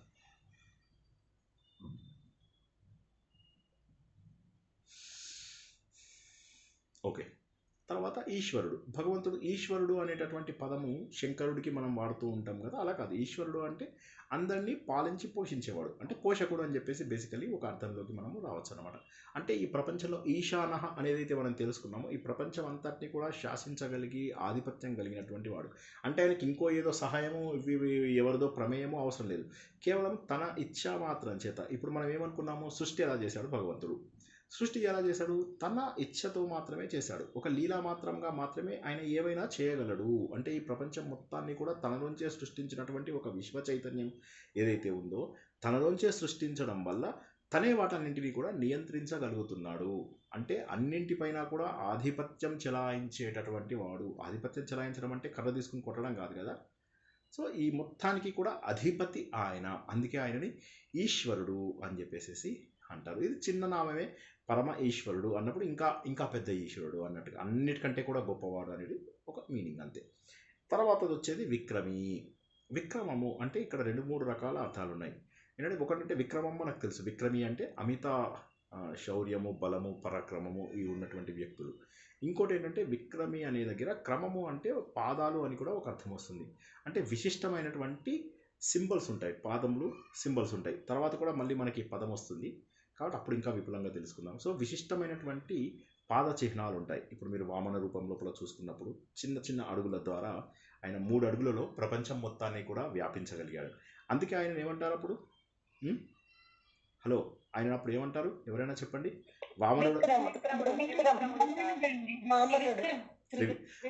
వామనుడి నుంచి త్రివిక్రముడిగా మారిపోతాడు. త్రివిక్రముడి ఆలయాలు మీరు చూశారు కదా, చాలా చోట్ల చూసే ఉంటారు కదా. ఎక్కడెక్కడ చూసారో చెప్పండి. అరుణాచలంలో చూసాం సార్. అరుణాచలం దగ్గర ఒకటి దగ్గర చూసాము. తిరుకోవెల్ కంచిలో తిరుకోవెలూరులో కంచిలో. చూశారు, తర్వాత కంచి లోపల ఆ, చూశారు. కంచిలో చూసాం. తిరుకోవెలూరు లోపల కూడా మీరు చూసారు. తిరుకోవెలూరులో కూడా అద్భుతమైనటువంటి ఇప్పుడు మీరు చెప్పినటువంటి త్రివిక్రమ ఆలయం ఉన్నారు. విక్రమము అంటే ఇక్కడ పాదములను అంత 3 చోట్ల పెట్టినటువంటి వాడు అన్నటువంటి అర్థం లోపల విక్రమి అనేటటువంటి దాన్ని తీసుకుంటాం. తర్వాత వచ్చేది ధనుస్సును ధరించినటువంటి వాడు ధన్వి. ఇక్కడ ధనుస్సును ధరించిన వాడు అంటే ఏముంది, ధనుస్సును ధరిస్తే ఏంటి అంటే జస్ట్ అది ఒక సింబల్. ఇప్పుడు దానికి వెనక మనకి ఏముంది, ధనుస్సును ధరించిన వాళ్ళలో రాముణ్ణి నేను అని చెప్పేసి చెప్పాడు. అంటే ధనుస్సును ధరించడం అనేటటువంటిది అంత గొప్పము. ఈ ధనుస్సు కారణం, ధనుస్సుకి ఇంకొక సింబల్కి సిగ్నిఫికెన్స్ ఎవరైనా కొద్దిగా ఊహించి చెప్పగలరా? ఆలోచిస్తే మీకు దొరుకుతుంది. చూడగానే మీకు ధనుస్సు ఎలాగ అనిపిస్తుంది? అంటే చెడుని బాణంతో తీసేసి అది కరెక్టే. ధనుస్సును చూడగానే మీకు సింబల్ ఎలా అనిపిస్తుంది కాస్త? మన నుదురు శరీరం మన కనుబొమ్మలు ఉంటాయి కదా సార్, అట్లాగా ఉంటుంది సార్. కళ్ళు లాగా ఓకే, కళ్ళలాగా ఉండడం కరెక్ట్. కరెక్ట్. ఇంకొకటి ఓంకారం ఓంకారం. ఓంకారం రూపంలో ఉంటుంది. అంటే భగవంతుడు ఓంకార స్వరూపుడు. అందుకే మనకేమవుతుంది ఇక్కడ ఆజ్ఞా చక్రం దగ్గర మనం ఏం చదువుకుంటాము? ఓం, అవునా? హం, రం, యం, వం, లం. మనము పవర్ హీలింగ్ లోపల మనం ఏం చేస్తాము? ఇవి చేస్తాం అన్నమాట. ఒక్కొక్క దానికి ఒక్కొక్క ముద్ర పెట్టుకుని ఈ పవర్ హౌసెస్ని మనము యాక్టివేట్ చేస్తాము. ఇక్కడ వచ్చేటటువంటి ముద్ర పేరు ఓం అన్నమాట. అంటే కనుబొమ్మల స్వరూపంలో ఉన్నటువంటిది ఓం. అది ధనుస్సు రూపంలో ఉంటుంది. ధనుస్సు ఓం రూపంలోనూ కనుబొమ్మల రూపంలోనూ ఉంటుంది. తర్వాత ఇంకొకరు కూడా సరైన సమాధానం చెప్పారు. దుష్ట శిక్షణ ఎవరు చెప్పారో ఆ మాట కూడా ఎవరు చెప్పారు, నేను మర్చిపోయాను ఎవరు చెప్పారో. దుష్ట శిక్షణ అనురాధ. వెరీ గుడ్, బాగా చెప్పారు. సో దుష్ట శిక్షణ చేసే వాళ్ళని కూడా ధనువు ధరించేవారు అని చెప్పేసి అంటారు. మనం విష్ణుమూర్తికి అంటే షార్గ ధన్వి అని అంటాం కదా, షార్గ్యం అని ఒక ఉంటుంది. సో ఈ విధంగా ఏంటంటే దుష్ట శిక్షణ చేసేవాడు అంటే అవసరాన్ని బట్టి భగవంతుడు ఏం చేస్తాడంటే ఎప్పుడైతే కొన్నిసార్లు భగవంతుడి యొక్క పరిస్థితిని కూడా దాటి వెళ్ళిపోయేటటువంటి సిచ్యువేషన్ వస్తుంది. అటువంటి పరిస్థితుల లోపల ఏమవుతుందంటే భగవంతుడు తనను తాను సృజామ్యహం అన్నాడు. నన్ను నేను సృజామి, అహం సృజామి, నన్ను నేను పుట్టించుకుంటాను. ఎందుకు పుట్టించుకోవాల్సి వస్తుంది? ఎందుకంటే ఒక్కొక్కసారి సాత్విక, రాజసిక, తామసిక గుణాలనేవి ఏవైతే ప్రపంచం మొత్తానికి గుర్తుంచుకోండి, ఈ 3 గుణాలు లేకపోతే అందరం ఒకే రకంగా ఉండేవాళ్ళం ప్రపంచంలో. సింపుల్. మనమంతా ఒకటే తెలుసా? ఇక్కడ ఉన్నటువంటి వాళ్ళలో ఆనెస్ట్గా చెప్తున్నా, నేను హోల్ హార్టెడ్గా చెప్తున్నా. నేను ఎక్కువ, మీరు తక్కువ, మీరు ఎక్కువ, నేను తక్కువ, అలా లేదు. అందరం ఒకటే. గుర్తుంచుకోండి ఈ మాట. ఎవరు గురువు, ఎవరు శిష్యుడు, ఎవరు తల్లి, ఎవరు తండ్రి. ఇదే కదా మనం అక్కడ నేర్చుకున్నది. మనం ఏం నేర్చుకున్నాం? మనము అన్నీ ఉన్నటువంటిది ఒక్కడే నేను. తదేకో వశిష్ఠ శివం కేవలోహం అని చెప్పి నేర్చుకున్నామా? సో ఇక్కడ ఉన్నటువంటిది నేను ఒక్కడిని మాత్రమే. అది భగవంతుడి యొక్క రూపాన్ని. నన్ను నేను సృజించుకుంటాను. ఈ రకాల లక్షణాలు మనము సాత్విక, తామసిక, రాజసిక లక్షణాల లోపల రజస్సు, తమస్సు పెరిగిపోయి ప్రపంచానికి హాని కలుగుతున్నప్పుడు అందరూ రాక్షసులుగా మారిపోతారు. ఉదాహరణకి సినిమా థియేటర్లో రష్ లేదనుకోండి, టికెట్లు తీసుకోవడానికి వెళ్ళినప్పుడు మనం ఏం చేస్తాం? మనం ముందు ఎవడో వస్తాడు, పర్లేదు సార్ మీరు తీసుకోండి, పర్లేదు మీరు తీసుకోండి అంటాం, పర్లేదు సార్ మీరు తీసుకోండి. మొత్తం మీద ఇద్దరు టికెట్లు తీసుకోరు, హడావిడి చేస్తారు ఎక్కువ. అదే రష్ ఎక్కువ ఉందనుకోండి, ఎవడన్నా ఒక ముసలి ఆయన పాపం వచ్చి మన ముందు నిలబడతాడు. ఏమ్రా ఏడ నిలబడ్డావు, లైన్ ఏడు నుంచి స్టార్ట్ అవుతున్నది చూసినావా, కండు కనిపిస్తలే ఎవరా నీకు అంటే లేడీస్కి జెంట్స్కి ఏడున్నది, ఇంకో తెలివైన వాడు లేడీస్కి జెంట్స్కి అందరికి ఒకటే లైన్ నిలబడు. సో అయిపోయింది. ఏమైంది? మన లోపల ఉన్నటువంటి ఆ సాత్విక లక్షణం ఏమైంది అంటే అవసరాన్ని బట్టి మన లోపల సాత్విక లక్షణం మన రాక్షస లక్షణంలాగా మారిపోతుంది. అయితే రాక్షస లక్షణంగా మారడంలో తప్పు లేదు, కానీ నేను రాక్షసుడిగా మారాను ఈ క్షణంలో అని చెప్పి గుర్తించడం అనేటటువంటిది చాలు. అది గుర్తించినప్పుడు ఏమవుతుందంటే మన లోపల మార్పు రావడానికి ఎక్కువ సమయం పట్టదు. అలాగా మనము ప్రతిరోజు చేసిన సంఘటనలని మనం కనుక ఆలోచిస్తూ వెళ్ళినట్లయితే మన లోపల సాత్విక గుణం నుంచి ఏ క్షణంలో రాజస గుణంలోకి, ఏ క్షణంలో తామస గుణంలోకి మనం ట్రాన్స్ఫర్ అయ్యాము అనేటటువంటి విషయాన్ని విశ్లేషణ చేసుకోవాలి. అందుకే ఏమంటారు, ప్రతిరోజు మీకంటూ ఒక సమయాన్ని కేటాయించుకోండి. ఆ సమయంలో నేను ఇవాళ రాక్షసుడిగా ఎన్నిసార్లు ప్రవర్తించాను, మనిషిగా ఎన్నిసార్లు ప్రవర్తించాను, దేవుడిగా ఎన్నిసార్లు ప్రవర్తించాను, ఎన్నిసార్లు మంచి లక్షణాలు చేశాను. ఏ రోజైతే మనం సాత్వికంగా ప్రవర్తించామో ఆ రోజు మనస్సు చాలా ప్రశాంతంగా ఉంటుంది. అది మన జీవితాన్ని ముందుకు తీసుకెళ్ళి మనకు పరిణతి ఇచ్చేటటువంటి లక్షణము. కానీ ఏమవుతుంది, ఈ రాజసిక లక్షణాలు ఏవైతే ఉన్నాయో ఈ కాలంలో, ఇప్పుడున్నటువంటి మనం ఉన్నటువంటి కాలంలో రాజసిక లక్షణాలు ఎక్కువ ఉంటాయి. తినండి, అలాగే తినండి. తినలేనండి, ఏం చేయమంటారు, తినలేను, ప్రవచనం చెప్తూ ఎలా తినాలి నేను? సో కాబట్టి ఇక్కడ ఏమవుతుంది, మనకు ఈ భగవంతుడు ఈ రాజసిక గుణం ఉన్నప్పుడు మన లోపల రాగము, క్రోధము ఇవన్నీ రావడము, ప్రపంచాన్ని మనం నాశనం చేయాలి, ఎవడు ఎలా అయిపోయినా సరే నేను బాగుండాలి అనేటటువంటి ఆలోచనలో వెళ్తూ ఉన్నప్పుడు ఏమవుతుందంటే, అందరూ కూడా ఎవరి స్వార్థాన్ని వారు చూసుకుంటూ ఉన్నప్పుడు ఏమవుతుందంటే ప్రపంచం అంతా నాశనం అయిపోతుంది. ఆ నాశనం అయిపోయినప్పుడు భగవంతుడు తనను తాను సృష్టించుకోవడం తప్ప మరేది చెయ్యడు. అప్పుడు ఏం చేయాలంటే భగవంతుడు కల్కి అవతారం అంటారు. కల్కి అవతారం అంటే ప్రత్యేకమైనటువంటి ఒక ఒకడు వచ్చేసి గుర్రం మీద వచ్చి శంబాలాల ఇవన్నీ ఓకే, ఇవన్నీ మనకు కథల రూపంలో పర్వాలేదు తెలుసుకుంటే. కానీ ఏంటంటే ఖచ్చితంగా భగవంతుడు తనను సృజించుకుంటాడు అన్నటువంటి విషయంలో ఈ ధన్వి అనేది చూసారా, ఎంత చిన్న మాటకి మనం ఎంతసేపు మనము వివరణ ఇచ్చుకోవాల్సి వచ్చిందో. నాకు తెలుసు కొద్దిగా స్లోగా వెళ్తున్నానని, నేను ఖచ్చితంగా మే జూన్ తర్వాత స్పీడ్గా వెళ్ళడానికి ట్రై చేస్తాను. అంతవరకు మీకు అర్థమైంది సార్, బాగా అర్థమైంది సార్, ఇప్పుడు మీరు దుమ్ము స్పీడ్లో వెళ్ళిపోండి, రాకెట్ స్పీడ్లో వెళ్ళిపోండి అని చెప్పండి. అప్పటి నుంచి నేను రోజుకు 4 శ్లోకాలు చెప్పుకుంటూ వెళ్తాను. అంతవరకు కాస్త రోజుకు 1 శ్లోకమో 6 శ్లోకమో అవుతుంది, కొద్దిగా ఓపిక పట్టండి. నేను 70-75 పేర్లు కూడా ఇంకా అవ్వలేదు, ఎప్పటికీ 1000 పేర్లు అవ్వాలి. ఏమిటో ఆశ ఎక్కువ ఏదో ఉంటారు కదా, అట్లా అయిపోతుంది. ఎన్నో చెప్పాలనుకుంటాను, సమయం ఏమో తక్కువ. సో ఎన్నాళ్ళు ఉంటామో తెలీదు. తన్ని తాను సృజించుకునేటప్పుడు కామేశ్వరుడి కింద ఫస్ట్ స్టార్టింగ్ లో వచ్చిందని అంటారు కదండి సార్. కామేశ్వరుడు అనేటటువంటిది ఏదైతే ఉన్నదో అది మనకు ఇచ్ఛాశక్తి, క్రియాశక్తి, శివశక్తి ఏక రూపంలో ఉన్నప్పుడు కామేశ్వరుడు అని చెప్పేసి అంటారు. ఒకే శక్తిని 2 రూపాలుగా అంటారు. ఇప్పుడు ఇక్కడ దానికి సంబంధం లేదు. ఇక్కడ మనకేంటంటే ఆయన ఆయుధం ధరించి మళ్ళీ తనను తాను సృష్టించుకుంటాడు. ఎందుకు సృష్టించుకుంటాడు అంటే దుష్ట శిక్షణ చేయడానికి అని చెప్పేసి. మనం అందరం నడుస్తూనే ఉన్నాం. ఇప్పుడు శ్రీకృష్ణ పరమాత్మ ఎలా వచ్చాడు, రాముడు ఎలా వచ్చాడు, దుష్ట శక్తుల నుంచి కాపాడడానికి పరశురాముడు ఎలా వచ్చాడు, భూమిని కాపాడడానికి వరాహ రూపం ఎలా వచ్చింది, తర్వాత మనువుని గొప్ప గొప్ప సిద్ధులని వీరందరినీ కాపాడడానికి మత్స్యావతారం ఎలా వచ్చింది. ఇలా ఒక్కొక్క అవతారానికి ఒక్కొక్క పర్పస్ ఉంటుంది. ఆ పర్పస్ ప్రకారము భగవంతుడు రావడం అనేది జరుగుతుంది. కాబట్టి ఆయన ధనుస్సు ధరించి మరీ వస్తాడు అనే ఒక అర్థం కూడా మనం ధన్విలో తీసుకోవచ్చు. ఇక భగవంతుని మేధావి, అది మనం ఇందాకే చెప్పుకున్నాము, పైన నామాలలో చెప్పుకున్నాం. అంటే అసాధారణమైనటువంటి ప్రజ్ఞ ఉన్నటువంటి వాడు, అపరిమితమైనటువంటి జ్ఞానశక్తి ఉన్నవాడు. చాలామందికి మెమరీ పవర్ ఎక్కువ ఉంది అని చెప్పేసి అనిపిస్తుంది. దానికి కారణం ఏంటంటే దాన్ని ఎక్కువగా మననం చేసుకోవడం. అప్పుడు ఏమో సౌండ్ లేదు సార్, ఎందుకో మీ టోన్ వినబడతలేదు. అవునా, మిగతా వాళ్ళకి ఎలా వినబడుతుంది సార్? ఆయనకి ఏదో ప్రాబ్లం.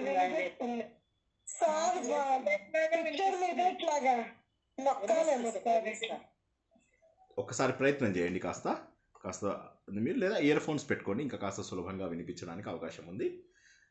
ఇప్పుడు ఆ విధంగా మేధావి అంటే మేధస్సు కలిగినటువంటి వాడు.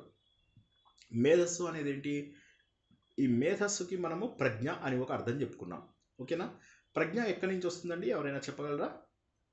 ప్రజ్ఞ కంటే ముందు మెట్లు ఏంటి, ప్రజ్ఞ ఏంటి, ఒక్కసారి ఎవరైనా చెప్పగలరా?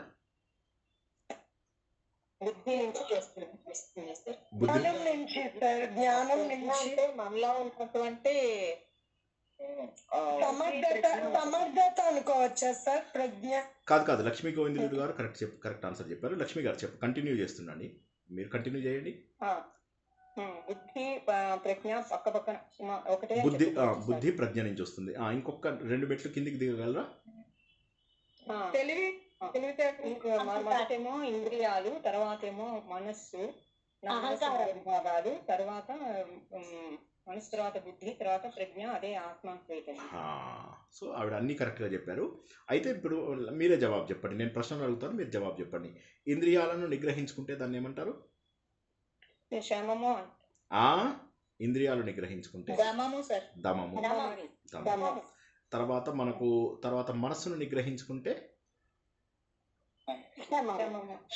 శమం ద్వారా వచ్చేదాన్ని శాంతము అంటారు. దమము ద్వారా వచ్చేదాన్ని దాంతము అంటారు. దాంతము శాంతము 2 తెలుసుకున్నాం. ఇప్పుడు మనకు బుద్ధిని వికసింపజేసుకోవడం అంటే ఏమిటి? దీనికి మనం చాలాసార్లు చెప్పుకున్న ఉదాహరణ మళ్ళీ ఒక్కసారి నేను మీకు గుర్తు చేస్తాను. ఏంటంటే మనకు జనరల్గా ఏం జరుగుతుందంటే చిన్నప్పుడు ఒక వ్యక్తి ఇంతే ఆలోచిస్తాడు, అంతలోంచే జవాబు చెప్తాడు, అంతలోంచే డెసిషన్స్ తీసుకుంటాడు. 10th క్లాస్కి వచ్చాడంటే ఎక్కువ నాలెడ్జ్ పెరుగుతుంది, ఇంతలోంచి జవాబు చెప్తాడు. ఇంకా డిగ్రీ చేశాడంటే ఇంత అవుతుంది వాడి నాలెడ్జ్, అంతలోంచి జవాబు చెప్తాడు. ఇదైన తర్వాత అంతే చదువుకున్న నైపుణ్యం కాదండి, ఇప్పుడు నేను చెప్తున్నదే కరెక్ట్. అంటే దానికి పర్యాయ పదాలు ఏవైనా సరే, ప్రజ్ఞ అంటే ఇప్పుడు నేను చెప్తున్నది పర్యాయ పదాలు ఎన్నైనా చెప్పొచ్చు. ఇప్పుడు మనం అంటున్నది అసలు దాని యొక్క వివరణ తెలుసుకుంటున్నాం, సరేనా? ఇప్పుడు ఇవి ఏమవుతుంది, ఇప్పుడు ఒక వ్యక్తి డాక్టర్ చేశాడు, ఫ్రెష్ డాక్టర్కి 20 ఏళ్ళ ఎక్స్పీరియన్స్ ఉన్న డాక్టర్కి తేడా ఉంటుంది. అంటే ప్రజ్ఞ పెరిగింది. అంటే ఏమవుతుందంటే గ్రాడ్యువల్గా కూడా మన బేస్ ఏదైతే ఉంటుందో దాన్ని మనం ఇంక్రీజ్ చేసుకుంటున్నాం. అంటే మనం ఆలోచింపగలిగేటటువంటి ఆలోచింపగలిగే పరిధిని మనం ఎక్కువ చేసుకుంటున్నాం. ఎప్పుడైతే ఆలోచింపగలిగేటటువంటి పరిధిని ఎక్కువ చేసుకుంటామో అప్పుడు మనకి ఏమవుతుందంటే ఎంత కష్టమైన సిచ్యువేషన్ అయినా మనం సులభంగా అర్థం చేసుకోగలం. వాడు మేధావి అని ఎవరన్నా అన్నారనుకోండి, అంటే వాడికి భగవంతుడికి ఉన్నంత తెలివితేటలు ఉన్నాయి అని చెప్పాలి. ఇప్పుడు ఐన్స్టీన్ని మేధావి అని ఎందుకు అన్నారంటే ఆయన ఏమన్నాడు, ప్రపంచంలో మనకు కనిపించే ప్రతి ఒక్కటి కూడా రిలేటివ్ అని చెప్పేసి చెప్పగలిగాడు ఆయన. అది ఆలోచిస్తూ ఉంటే మనకే ఆశ్చర్యం ఇస్తుంది, ఆయన ఎంత అద్భుతంగా ఎలా ఆలోచించాడు. రిలేటివ్ అంటే సాపేక్షం, ఒకదానితో కంపేర్ చేసినప్పుడు మరొకటి మాత్రమే. ఇప్పుడు నేను ఒక గీత గీసాను అనుకోండి, ఆ గీత చిన్న గీత పెద్ద గీత ఎలా చెప్పగలరు? ఇంకో గీత గీస్తే సార్ కానీ చెప్పలేం మనం. అదే విధంగా దాన్ని సాపేక్ష సిద్ధాంతము అంటారు. ఈ సాపేక్ష సిద్ధాంతాన్ని ఇవ్వడం వల్ల ఐన్స్టీన్ ఏం చేశారు, మేధావి అని చెప్పి అనగలరు. నిజం చెప్పాలంటే ఐన్స్టీన్ కంటే కూడా ఎన్నో గొప్ప విషయాలని న్యూటన్ అప్పటికే కనిపెట్టున్నాడు. కానీ ఐన్స్టీన్నే ఇప్పటికీ మేధావి అని ఎందుకంటారు? ఎందుకంటే ఆయన మేధావి కాబట్టి. దానికి ఒకదానికి పోలిక సామ్యం ఉంది అని చెప్పి ఆయన తెలుసుకోగలిగాడు, చెప్పగలిగాడు ఆయన. ఈ సాపేక్ష సిద్ధాంతం వల్ల ఏమైపోయిందంటే ప్రతి ఒక్కటి ఇంకొక దాని ఆధారంగా కలుస్తుంది. ఇప్పుడు ఈరోజు మనకు తెలిసినటువంటి శాటిలైట్స్ అన్నీ కూడా పిఎస్ఎల్వి, జిఎస్ఎల్వి అంటారు. అంటే అక్కడ పోలార్ ఆధారంగా ఉన్నదా, జియో లొకేషన్స్ ద్వారా ఆధారంగా ఉన్నదా, దేన్ని ఆధారంగా పెట్టుకుని తిరుగుతోంది, దేని ఆధారంగా అది స్టేబుల్గా ఉంది. ఇప్పుడు ఇది ఇలా పెట్టాను, తాగుదామనుకుని ఇందాక తెచ్చుకున్న మజ్జిగ ఇది ఇలా తిరుగుతోంది. ఇదేమైంది, ఇది కాన్స్టెంట్గా ఉంది అనుకుని ఇది తిరుగుతోంది. కానీ యాక్చువల్గా ఇది కూడా తిరుగుతోంది, మనకు తెలియదు. ఇప్పుడు నేను రైల్లో ఉన్నప్పుడు నేను కదులుతున్నానా లేకపోతే కామ్గా ఉన్నానా, ఒక దగ్గర స్టేబుల్గా ఉన్నానా? మీరున్నారు కాబట్టి కదులుతున్నట్టు కాదు కదా, మనం కూర్చున్నాం, మనకు కదులుతున్నట్టే అనిపించదు, అది సాపేక్షం అన్నమాట. సో ఏమవుతుందంటే మనం బయట చూసినప్పుడు రైలు కదలకపోయినా కూడా పక్క నుంచి ఒక రైలు వెళ్ళిపోయినప్పుడు ఏమనిపిస్తుంది, మనకు పక్క రైలు వెళ్తున్నట్టుగా అనిపిస్తుంది. పక్క రైలు స్టేబుల్గానే ఉంది, కానీ మనం స్పీడ్గా వెళ్తున్నప్పుడు ఏమవుతుంది, పక్క రైలు కదులుతున్నట్టు. ఇది సాపేక్ష సిద్ధాంతం. మనము రైల్లో వెళ్తున్నప్పుడు పక్కన ఉన్నటువంటి చెట్లన్నీ కూడా కదులుతూ కనిపిస్తాయి. సో ఇదంతా కూడా సాపేక్ష సిద్ధాంతం వచ్చిన తర్వాత ఇంకా కాస్త వివరంగా అర్థం చేయించడం మొదలెట్టారు. ఈ చిన్న చిన్న ఉదాహరణల ద్వారా ఈ విశ్వం లోపల ఉన్నటువంటి రకరకాల వస్తువులు ఎలా కదులుతున్నాయి. ఈ టైం అండ్ స్పేస్ అనేటటువంటిది ఒక గ్రిడ్స్ కొన్ని గీసారనమాట. గ్రిడ్స్ గీసి ఈ గ్రిడ్లో ఇది ఉంది, ఈ గ్రిడ్ అంటే ఒక అల్లిక గీశారు. ఆ అల్లికలో ఇది ఇక్కడ ఉంది, ఇది ఇక్కడ ఉంది, ఇది ఇక్కడ ఉంది, ఇది ఇలా ఉంది అని చెప్పేసి దాన్ని ఫిక్స్ చేయగలిగారు. సో ఈ విధంగా మనం ఏం తెలుసుకుంటున్నామంటే ప్రపంచం లోపల అత్యద్భుతమైనటువంటి జ్ఞానము ఆయన మనకు అందించగలిగాడు. ఆయన కనుక అందించకపోతే మనకేమయ్యేది? ఇప్పుడు ఉదాహరణకి ఒక నీళ్ళ లోపల మనం ఒక కర్రని ఇలా పెట్టాం, ఒక కర్ర పుల్లనో దేన్నో పెట్టాం, ఇది ఇలా వంగినట్టుగా కనిపిస్తుంది. దానికి కారణం ఏంటంటే వాయువులోంచి అది నీళ్ళలోకి వెళ్ళినప్పుడు, అంటే దాంట్లోపల మీడియం ఏదైతే ఉంటుందో అది మారినప్పుడు అది అలా వంగినట్టుగా కనిపిస్తూ ఉంటుంది. రేర్ నుంచి డెన్స్లోకి వెళ్ళినప్పుడు అలా కనిపించింది. సో ఇక్కడ బట్టి ఏమర్థం, ఇలాగా మనకు ఇవన్నీ కూడా శాస్త్రవేత్తలు కనుక్కున్నవన్నీ కూడా ప్రకృతి యొక్క లక్షణాలనే కనుక్కున్నారు. కానీ ఇవన్నీ సృష్టించినటువంటి ఒక సర్వజ్ఞుడు ఎవరైతే ఉన్నారో ఆయన మేధావి. ఇంటర్స్టెల్లర్ అని ఒక సినిమా వచ్చింది. ఆ ఇంటర్స్టెల్లర్ అనే సినిమాలో మనం మామూలుగా 3 డైమెన్షన్సే చూస్తాము, పొడుగు, వెడల్పు, ఎత్తు. 4వ డైమెన్షన్ ఉంది అని చెప్పి ఎప్పటి నుంచో అంటున్నారు, టైం. ఈ టైం ట్రావెల్ లోపల ఎలా ఉంటుందంటే నేను పాస్ట్లోకి వెళ్ళొచ్చు, ఫ్యూచర్లోకి వెళ్ళొచ్చు. టైం ఎంత అయింది? 8:54. ఇంకొక 2 నిమిషాలు చెప్పి ఆపేస్తాను. పాస్ట్లోకి వెళ్ళొచ్చు, ఫ్యూచర్లోకి వెళ్ళొచ్చు, గతంలోకి వెళ్ళొచ్చు. మనం ఆదిత్య 369 లాగా దాన్ని 4th డైమెన్షన్ అంటారు. ఇంటర్స్టెల్లర్లో 5th డైమెన్షన్ కనిపెట్టారు, అది గ్రావిటీ. సో అత్యద్భుతంగా ఉన్నటువంటి ఆ సినిమా చూస్తుంటే అసలు ఆశ్చర్యం వేస్తూ ఉంటుంది. ఆయన టైం ట్రావెల్ లోపల వెళ్తున్నప్పుడు ఆయన సమయం తక్కువగా గడుస్తుంది, ఆయన పిల్లల సమయం ఎక్కువగా గడుస్తుంది. ఆయనకు ఒక రోజు గడిస్తే ఆయన పిల్లలకు కొన్ని వందల రోజులు, వేల రోజులు గడిచిపోతాయి. సో ఆయన చివరికి ఎలా అవుతాడంటే, ఆయన ఇంట్లోంచి వచ్చేటప్పుడు ఈ ప్రకృతి రహస్యాలు కనుక్కోవడానికి రాకెట్లో వెళ్తాడనమాట. కనుక్కొని ఇంకొక ప్లానెట్ కావాలి, మనకు ఉన్న ప్లానెట్ని మనం పాడు చేసుకున్నాము అని చెప్పి కొత్త ప్లానెట్ కనుక్కోవడానికి వెళ్తాడనమాట. ఆయన వెళ్ళినప్పుడు ఏమవుతుంది, ఇక్కడ పాపము తన కొడుకు, కూతురు వీళ్ళందరినీ వదిలేసి వెళ్తాడు. కూతురు అలుగుతుంది ఈయన బయలుదేరేటప్పుడు, చాలా బాధపడతాడు. పైకి వెళ్తాడు, వెళ్ళేసరికి అప్పుడప్పుడు పిల్లలు పంపించే మెసేజెస్ అవి అందుతూ ఉంటాయి అన్నమాట. పాపం అప్పటికే పిల్లలు పెద్దలు అయిపోయి ఉంటారు, అప్పటికే వాళ్ళ జీవితాలలో ఎన్నో మార్పులు వస్తాయి. కానీ ఎప్పటికీ ఈయనకు ఒక కోరిక అన్నమాట, ఎలా అయినా సరే తన కూతుర్ని కలవాలి అని. పాపం ఎన్నో రోజులు కష్టపడి చివరికి మన భూమి మీద ఉన్న సమయం ప్రకారము ఒక 70-80 ఏళ్ళు పాపము స్పేస్లోనే ఉంటాడు. ఈయన సమయం 1 year ఎంతో గడుస్తుంది, ఈయన ఇంకొక ఇయర్ పెద్దవాడవుతాడు అంతే. చివరికి తన కూతురును కలుస్తాడు. ఎలాంటి పరిస్థితిలో కలుస్తాడంటే, వీడి కూతురు పూర్తి స్థాయి ముసలాం అయిపోయి 95-98 ఏళ్ళు ఉంటుంది. చుట్టూరా మనవళ్ళు, మనవరాళ్ళు వాళ్ళందరూ ఉంటారు.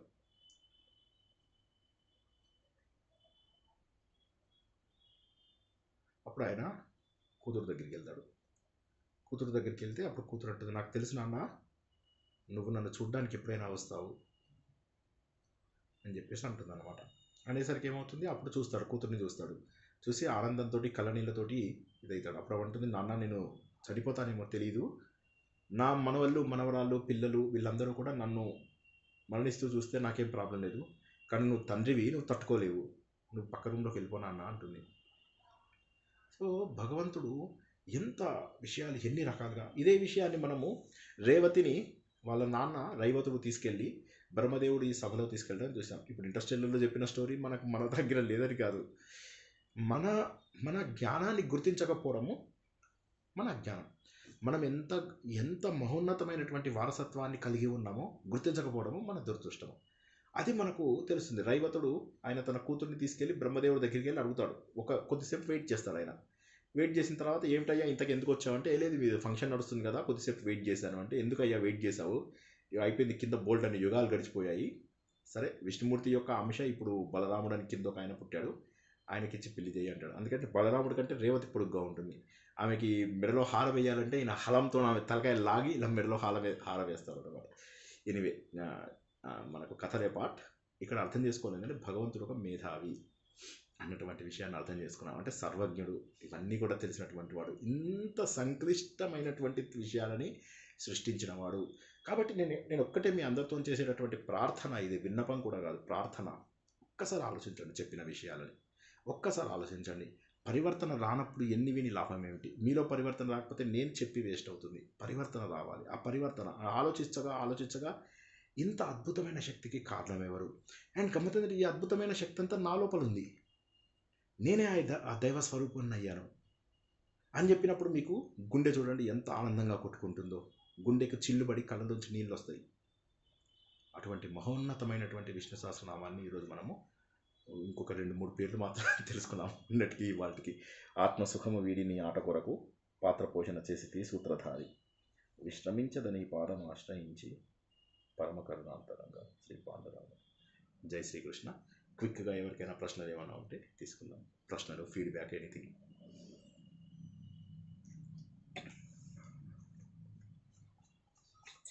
జై శ్రీకృష్ణ సార్. సార్ డబ్బు తీసుకుంటేనే రుణమా సార్? వేరే ఏది తీసుకున్నా రుణమే కదా సార్? ఏది తీసుకున్నా రుణమే. దానికి సరైనటువంటి కాంపెన్సేషన్ ఇవ్వకుండా ఏది తీసుకున్నా రుణమే. ఒక్క జ్ఞానం తప్ప. మళ్ళీ సార్ మీ ఇంటికి వచ్చి పైసలు ఇస్తాం అనకండి, జ్ఞానం ఫ్రీగా తీసుకోవచ్చు. ఇది నా సొమ్ము కాదు కదా, ఇది భగవంతుడు సొమ్ము. నాకు మీరు రూపాయి ఇచ్చినా మీకు పాపం పెట్టుకుంటుంది. లేదు సార్, ఇది కూడా మన పూర్వజన్మలో ఏదో ఒకరికొకరికి రుణం ఉంటుంది సార్, అందుకే మీరు మాకు ఇప్పుడు జ్ఞానబోధ చేస్తున్నారు సార్. లేదు, అట్లా ఉండదు, అలా ఉండదు. జ్ఞానం ఏంటంటే ఈ జన్మలో అంటే 2 ఉంటాయి. ఒకటేమో పూర్వజన్మది కొంత ఉండొచ్చు, కానీ ఈ జన్మలో చేసుకున్న సంకల్పం కూడా అవ్వచ్చు కదా, ఈ వైపు రావాలి అని చెప్పి.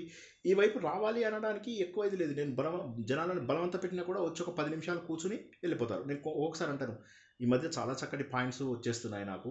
ఒక్కసారి వచ్చి కూర్చో అంటే సరే సరే అంటారు. ఒక 5 నిమిషాలు చూసిన తర్వాత కొద్దిగా చిన్న కాల్ వచ్చింది వెళ్ళిపోతున్నాను వెళ్ళిపోతారు. అదే మరి తాగడానికి కూర్చోమంటే గంటల తరబడి కూర్చుంటారు. సో నేనేమంటానంటే ఇటువైపు అభిరుచి రావడం కూడా కష్టమే. అది చెప్పండి నెక్స్ట్. చిన్న point sir.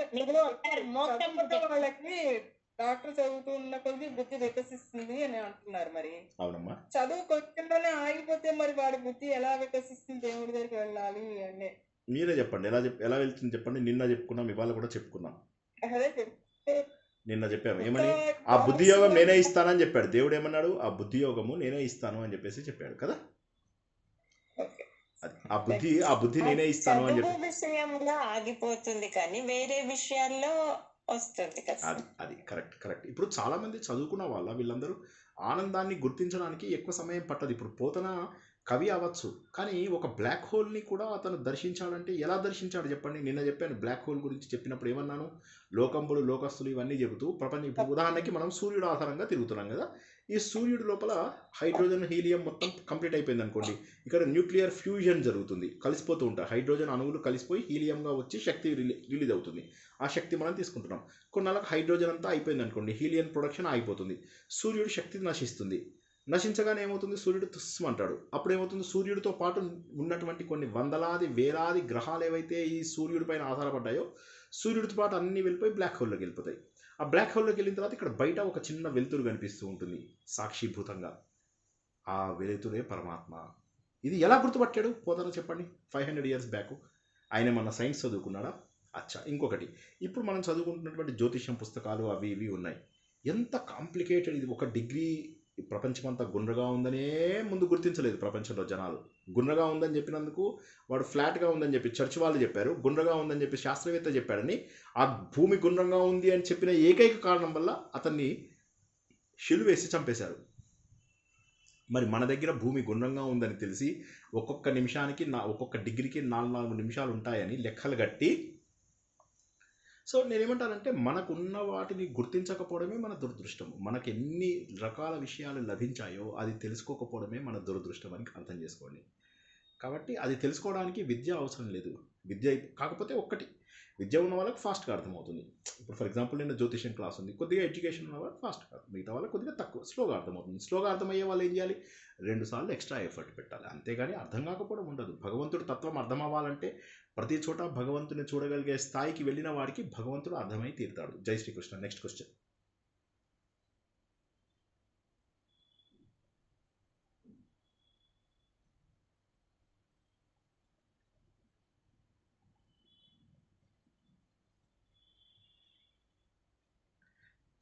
Hare Krishna sir.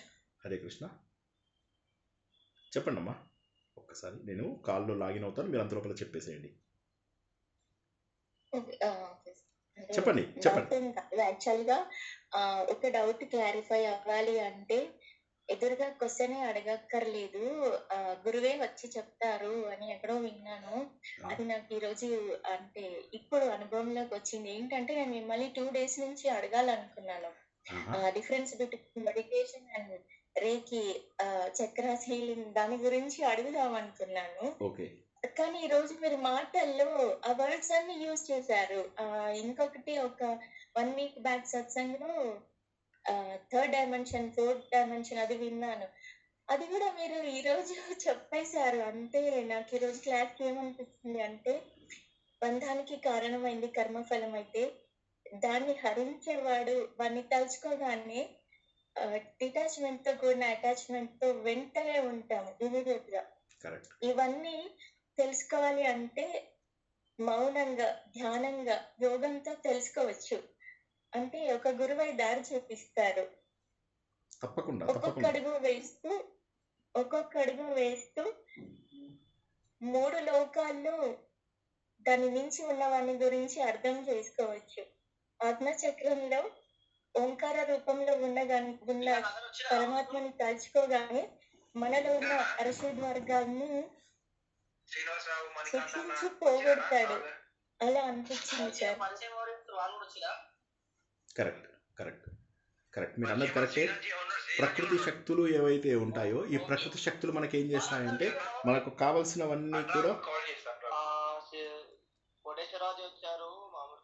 ప్రకృతి శక్తులన్నీ కూడా మనకు కూడబలుకొని మనకు కావాల్సినవన్నీ కూడా ఇస్తాయి. మీరు చెప్పింది కరెక్ట్. మనకు కావాల్సిన జవాబులు ఏదో ఒక రూపంలో వస్తాయి. ఎవరి రూపంలో వస్తాయో తెలియదు, ఏదో ఒక రూపంలో వచ్చి తీరుతాయి. కానీ ఆ ఇచ్చినవాడు భగవంతుడు అవ్వకపోవచ్చు, భగవంతుడి చేతిలో ఇన్స్ట్రుమెంట్ అవ్వచ్చు అంతే. భగవంతుడి చేతిలో ఇన్స్ట్రుమెంట్ ద్వారా మనం కోరుకున్న ప్రతిదీ తీరుతుంది. ఆ డైరెక్షన్లో ఉంటే చాలు. మీరు చెప్పినటువంటిది చాలా కరెక్టు. ఆ డైరెక్షన్లో ఉన్న వాళ్ళకి ఖచ్చితంగా అటువంటి జవాబులు దొరికి తీరుతాయి. జై శ్రీకృష్ణ. చాలా చక్కగా ఎనాలిసిస్ చేసి చెప్పగలిగారు. ఇదే అంటున్నాను, అనుభవం పూర్వకంగా తెలుసుకోవడము మనకి ఇదే అన్నమాట. జై శ్రీకృష్ణ. బాగా చెప్పారు. వండర్ఫుల్. Last question.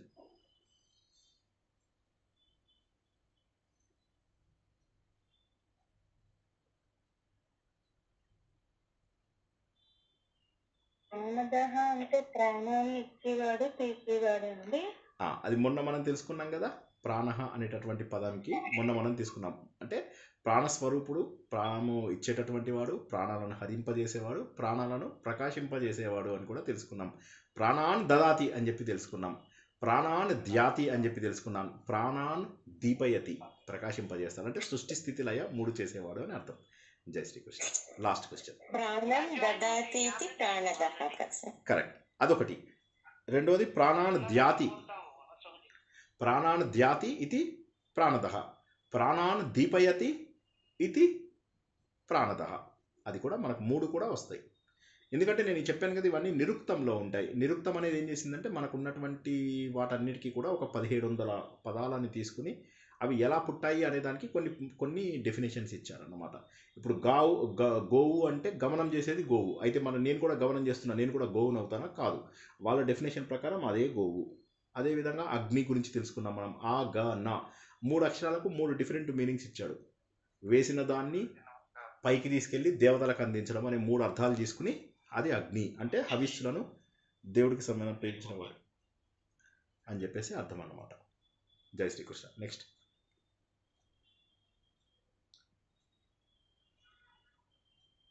వండర్ఫుల్. భగవంతుడి యొక్క స్వరూపాన్ని ఇలాగే తెలుసుకుంటూ ఆలోచన ద్వారా భగవంతుడికి దగ్గరవుతామని, విన్న ప్రతి మాటను కూడా మననం చేసుకుంటామని, మౌని, ధ్యాని, యోగి అనేటటువంటి 3 మాటలని మనం ఈరోజు అర్థం చేసుకుని మననం చేసుకుంటూ దాన్ని నిశ్చలంగా బుద్ధిలో పెట్టుకుంటూ మనము ఆత్మస్వరూపులము అయ్యి యోగులుగా మారుతాము అని ఆశిస్తూ ఈరోజు ప్రవచనాన్ని ఇక్కడికి ముగించుకుందాం. రేపు పొద్దున్న 11 గంటలకు, తర్వాత ఎల్లుండి పొద్దున్న 11 గంటలకు మనకు 2 ప్రవచనాలు ఉంటాయి. రేపు పొద్దున్న 11 గంటలకు సంపూర్ణ మహాభారతము, ఎల్లుండి పొద్దున్న 11 గంటలకు ఈ కొత్త సంవత్సర పంచాంగ శ్రవణము. ఈ 2 కూడా జాయిన్ అవుతారు. రేపు రాత్రి, ఎల్లుండి రాత్రి ఎటువంటి ప్రవచనాలు ఉండవు. సోమవారం నాడు శ్రీమన్నారాయణీయము ప్రారంభమవుతుంది. శ్రద్ధ ఉన్న వాళ్ళు అందులో జాయిన్ అవ్వచ్చు. జై శ్రీకృష్ణ. మరొకసారి మీ అందరికీ కూడా కృతజ్ఞతలు తెలియజేస్తూ ఈరోజు ప్రవచనాన్ని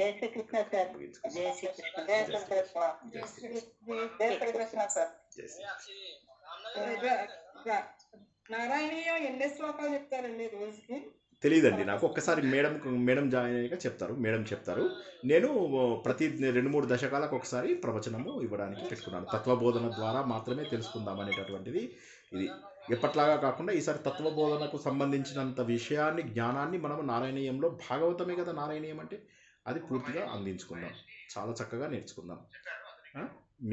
మీరందరూ రేపు మేడం మీ ప్రశ్నలకు జవాబిస్తారు. హరిత గారు, she highly educated and highly talented person. ఆవిడ చెప్పింది హంగులు, ఆర్భాటాలు ఇవన్నీ చేయకుండా తత్వము, భక్తి వీటితో ఎక్కువ ప్రాధాన్యత ఇస్తాను అని చెప్పేసి చెప్పారు. అందువల్ల మనము అందులో మనం ప్రవచనాలు ఇస్తున్నాం అన్నమాట. శ్రద్ధ ఉన్నవారు తప్పకుండా జాయిన్ అవ్వాలి. అన్నిట్లో తెలుసుకునేది ఒకటే మాట. నేను బుక్ పైన అట్ట మార్చేసి లోపలంతా ఒకటే చెప్తాను. మీకు తెలిసిన విషయమే అది. జై శ్రీకృష్ణ. అందరికీ కూడా శుభరాత్రి. జై శ్రీకృష్ణ. జై శ్రీకృష్ణ.